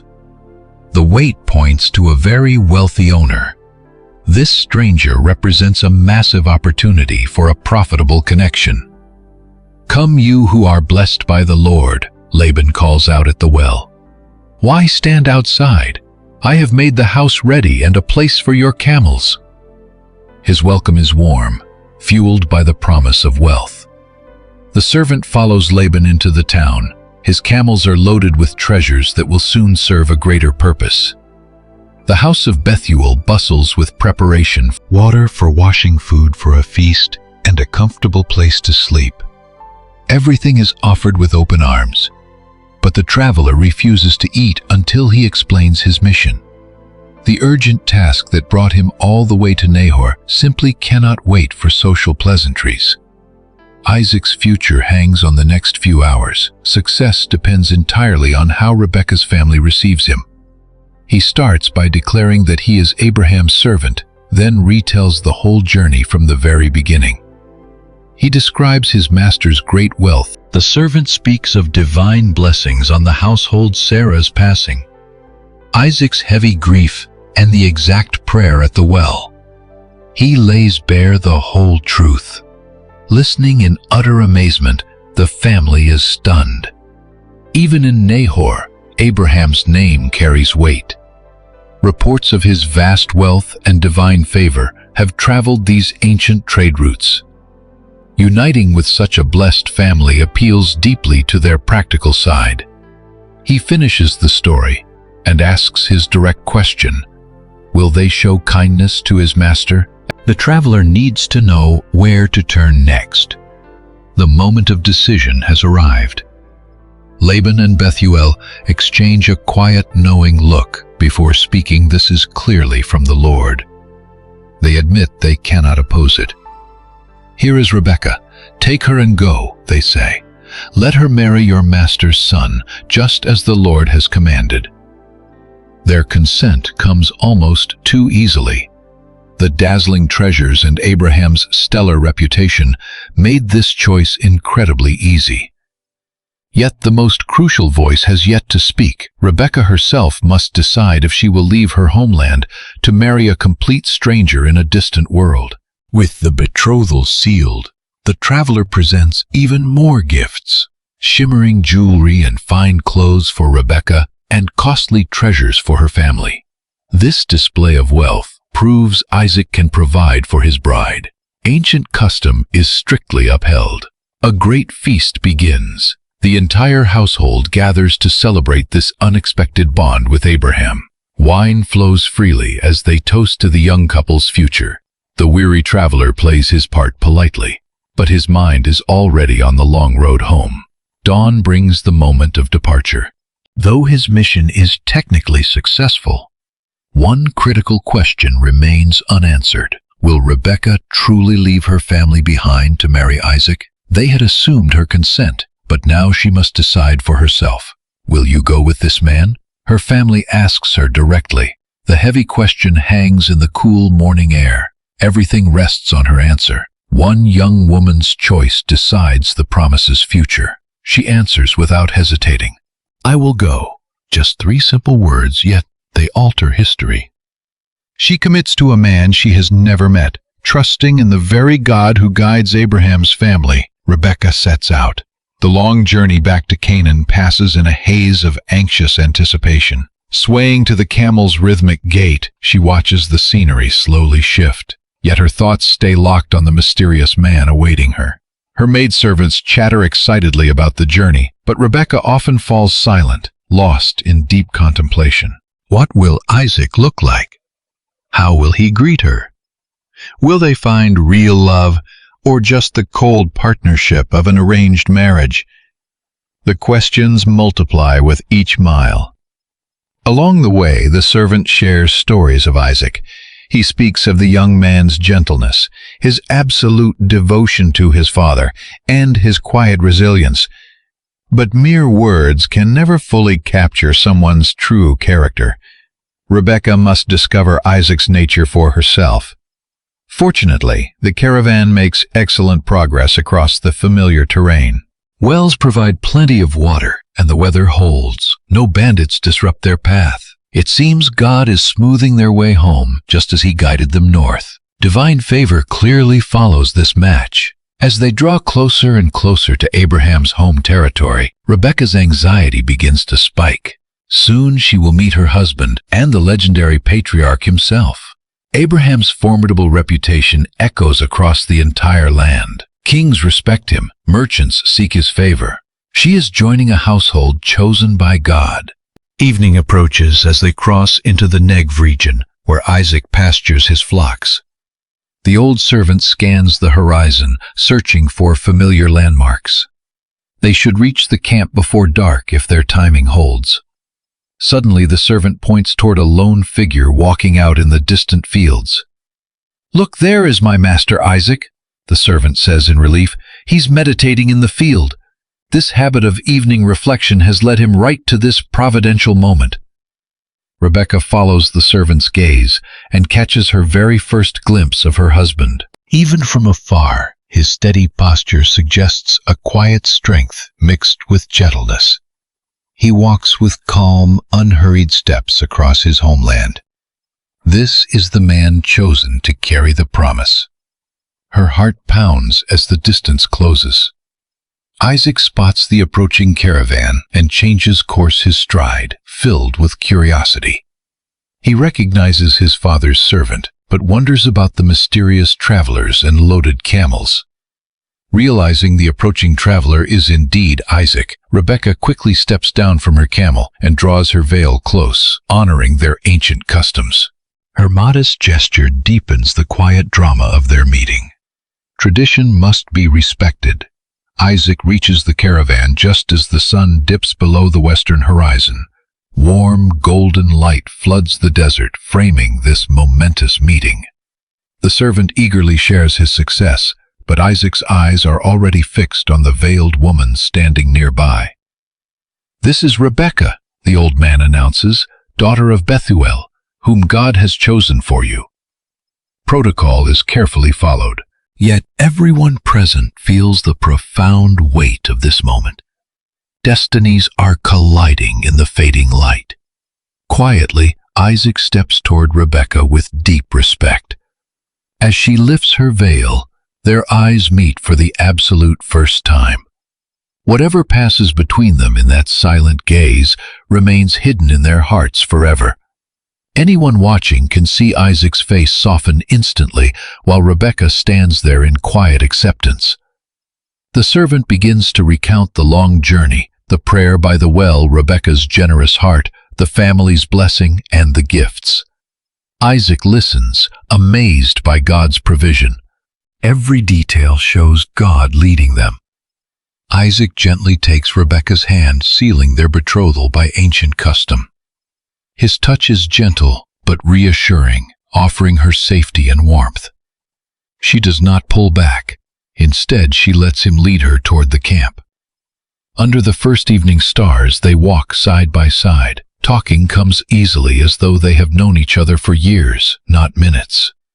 Following from a distance, the servant marvels at their connection. They are from different worlds, yet they click naturally. Back at the camp, Abraham waits with anxious heart. His deeply lined face lights up the moment he spots the travelers. Seeing the mission succeed brings him immense joy and profound relief. Isaac will not be alone. The sacred promise will live on through this marriage. Rebekah greets her new father-in-law with the very same grace she showed at the well. Abraham welcomes her warmly, recognizing in this young woman the bright spirit Sarah once had.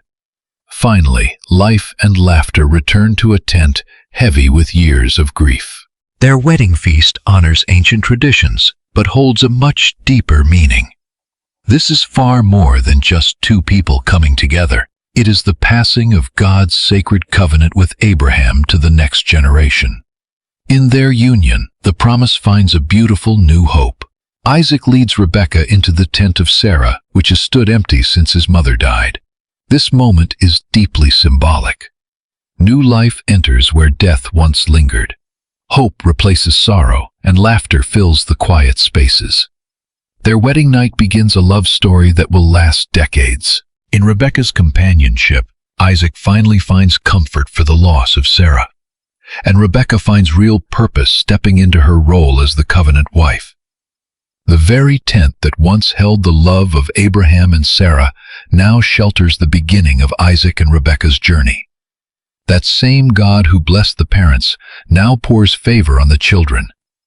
Eternal promises pass from generation to generation through this sacred marriage bond. Abraham watches his son's joy with a profoundly satisfied heart. The heavy shadow of loneliness that hung over Isaac is completely gone now, chased away by Rebekah. Laughter fills their home once more. Suddenly the future looks bright with real hope. For his faithful work, the servant receives great honor and reward. His simple prayer by the well has been answered far beyond his wildest dreams. God guided every step of the journey, proving once again that the Almighty watches over the household of Abraham with special care. Under a canopy of desert stars, a fresh chapter opens for God's chosen family. Isaac and Rebekah's marriage will bring forth twin sons, shaping Israel and Edom. Through them, the promise made to Abraham marches forward, reaching down through the ages. Now we enter the final years of Abraham. Peace settles over Abraham's home like evening dew. As the old patriarch enters his final season, Isaac's marriage to Rebekah fills the camp with fresh joy. Their love takes him back to his early days with Sarah, when the future seemed limitless. The old man finds deep peace just watching his son find happiness. Isaac goes about his days with fresh purpose, tending his growing flocks while building a beautiful life with his beloved wife. The sorrow that clouded his face after Sarah died is gone. Love has healed what time alone never could.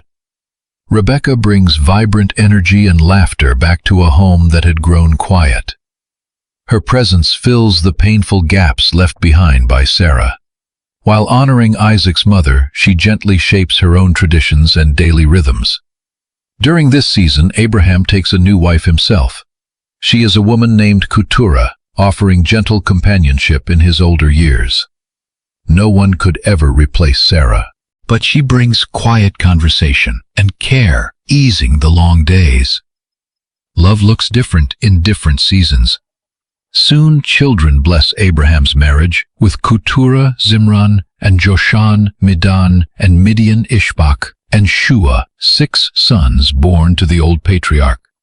They will not inherit the covenant promise which belongs to Isaac alone, and yet they receive their father's deep affection and some of his wealth. Their births amaze everyone who knows how old Abraham is. Sarah's laughter at the thought of having children seems less surprising now that Abraham keeps fathering offspring well past his 100th birthday. God's power to give life completely defies all human limits. Quietly, Abraham divides his time and care among all his children. Isaac is still the true heir of the promise, the one who carries the covenant. Yet the other sons receive proper care and love. A father's heart simply grows to love them all. Generous gifts flow from Abraham's vast wealth to the sons of Keturah. These include livestock, silver, servants, and land rights. Each boy gets enough to build his own household when the time comes. Still, the main inheritance is set aside for Isaac, the chosen heir. In time, the sons of Keturah journey eastward. They settle in lands far from Isaac's territory. This distance keeps peace between the families, allowing everyone the space to build their own future. Abraham's foresight keeps bitter division from growing. Sometimes Ishmael visits the camp, bringing news about his own expanding family. The bond between the two half-brothers is polite but distant. Isaac and Ishmael respect one another, though they never become close. An old maternal rivalry left a gap that time cannot mend. Abraham watches his children with mixed emotions. He feels proud, seeing them all prosper, but he also senses the seeds of future conflict among their descendants. Peace in his day may not survive the next generation. His body now feels the heavy weight of nearly 2 centuries. Once his movements were quick and sure, but now they are slow and deliberate. His eyes grow dim, yet his sharp mind remains unchanged. The tent that once sheltered his youthful strength now witnesses his slow decline. Yet Abraham's spirit stays remarkably strong as his body fades, and he still worships every single day. He offers up prayers and sacrifices just as he always has.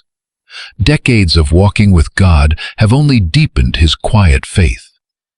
Old age has brought him deep wisdom instead of doubt.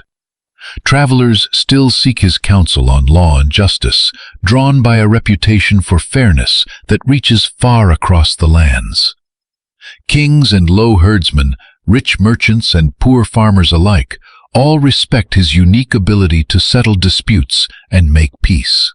He uses every meeting to share the truth of the one true God. His quiet words plant seeds of faith in hearts that only ever knew idols. Many of his visitors return home carrying a completely new understanding of truth. The blessing promised to all nations is finally beginning to flow outward. The old patriarch spends long hours in silent prayer. Memories return to him like soft spring rains. His original call from Ur, a long, grueling journey to Canaan, the miraculous birth of Isaac, that terrifying test on Mount Moriah. Each memory takes on a deeper meaning now. He talks often with Isaac about the sacred promises given to their family. This holy covenant must pass cleanly to the next generation. Isaac has to grasp both the immense blessings and the heavy responsibilities of being chosen. A true legacy requires real stewardship, not just inheritance.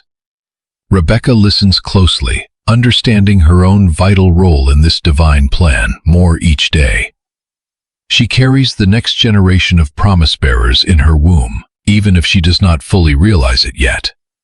The future rests in her capable hands, just as much as in Isaac's.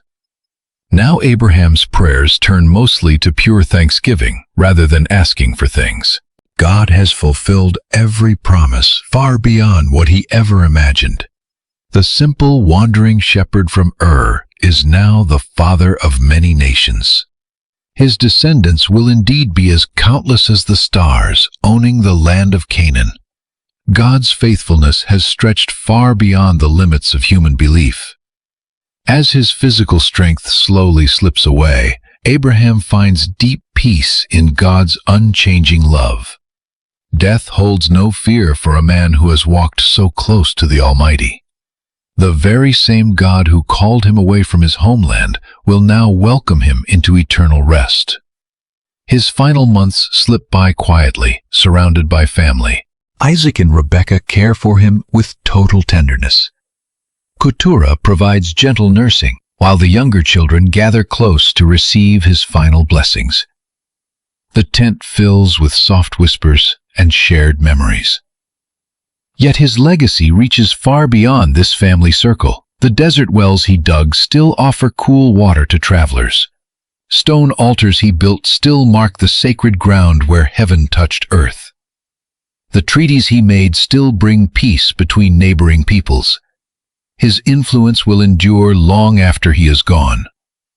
The old patriarch looks to the future with absolute confidence, even if he cannot see it clearly. We know that God's great promises never depend on simple human strength or our limited wisdom, for this holy covenant will continue through Isaac and his descendants. In God's own timing, the blessing will spread to every nation on earth. Then the morning of his passing arrives, with a strange, deep stillness, as if all creation is holding its breath. Abraham wakes slowly in his tent, feeling the weight of 175 years pressing down on him. His breathing is shallow and slow. This day carries the unmistakable scent of endings. It has the quiet gravity of final moments. Isaac sits silently at his father's bedside. He holds the weathered hand that once built stone altars all across Canaan. Rebekah moves softly nearby, bringing comfort to the dying patriarch. Their presence fills Abraham with peace. The sacred promise will continue through their love and faithfulness. Keturah tends to Abraham with total devotion. She could never replace Sarah in his heart. She brought true companionship to his final years, a quiet strength from God. Easing the deep loneliness of his declining days, soon his other sons gather as word of his condition spreads. Zimran and Joshan, Medan and Midian, Ishbak and Shua all arrive to receive final blessings from their father. Even Ishmael journeys all the way from his distant territory to honor the old man. The dying patriarch speaks to each of his children alone, offering deep words of wisdom and blessing for their unique futures. To Isaac goes the primary inheritance the covenant promises, the bulk of his wealth, and the heavy duty of carrying God's plan forward. The other sons receive generous gifts and a father's deep love. Abraham's voice is growing weak, but his words still carry the weight of nearly a century spent walking with God. He speaks of divine faithfulness, of promises kept, and blessings received. His testimony fills the quiet tent like distant thunder, carrying a power that outlasts his failing physical strength. Whispering to those gathered around his bed, he says, "The Lord has blessed him in absolutely every way." His eyes are dim with age, but bright with faith. He tells them to look beyond the tent walls toward horizons only God can see, because death holds no fear when you trust completely in his goodness. As the hot sun reaches its peak, Abraham's breathing grows more labored. His spirit seems to hover between earth and heaven, hesitant to leave, but ready for what comes next. The tent fills with a holy presence, as if angels have arrived to escort him home. Isaac leans close to catch his father's final words. Abraham whispers for him to remember the covenant and trust in God's promises. "The God who called me out will be faithful to you and your descendants. This land will be yours, and the blessing will flow through you to all nations." With those final words, Abraham's spirit departs peacefully, like evening shadows. The great patriarch who left everything has reached his final destination. His journey from Ur to eternity spanned nearly 2 centuries of faithful walking with the Almighty. Now, Isaac and Ishmael set aside their differences to honor their father together. The 2 half-brothers who easily could have become enemies unite in grief and deep respect. Abraham's death creates a moment of genuine reconciliation between the 2 branches of his family, even if only for a short time. Preparations for his burial begin immediately. According to ancient customs, Abraham's body is washed and wrapped in fine linen, using aromatic spices to preserve his remains for the journey to his final resting place. Every step of this slow journey honors a chosen servant of God. The long funeral procession winds toward Hebron, where the silent cave of Machpelah waits. Side by side, Isaac and Ishmael carry their father's body, united for a brief moment in their heavy grief. Behind them walk Abraham's other sons, alongside servants and lifelong friends. This long, quiet line of mourners honors the fallen patriarch. In the hillside, the cave where Sarah has rested for 38 years opens to receive her husband. There they lay, Abraham beside his beloved wife, inside the tomb he bought with silver from the Hittites. Their earthly wanderings are over, yet their real legacy is only just beginning. Now Isaac inherits more than just herds and silver. He inherits a sacred promise. The weight of God's covenant now rests squarely on his shoulders. He must guard these promises and pass them to the next generation. The calling settles over him like a heavy cloak. News of the patriarch's death spreads across the dry hills like ripples on water. Distant kings who once made treaties with him send their solemn condolences. Local merchants remember his absolute honesty in business. Neighbors who shared his meals mourn the quiet loss of a truly good man.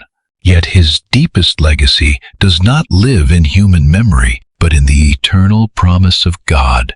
The covenant made with a childless wanderer from Ur will survive through Isaac. Out of one man's quiet faith, a great nation will rise to bless the earth. Meanwhile, the deep wells Abraham dug still offer cold water to thirsty desert travelers. His stone altars still mark the quiet places where heaven touched earth. The tamarisk trees he planted offer shade to weary travelers.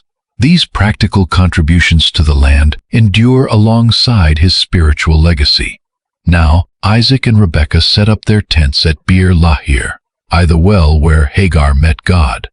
In this sacred wilderness, they will raise twin boys to carry the family promise forward, Jacob and Esau. Through these boys, the ancient promise begins its long march through history. The same stars that comforted a doubting Abraham now look down on Isaac's growing family. Every tiny point of light represents future heirs to the promise. What once seemed impossible is now inevitable, built on God's truth and human obedience.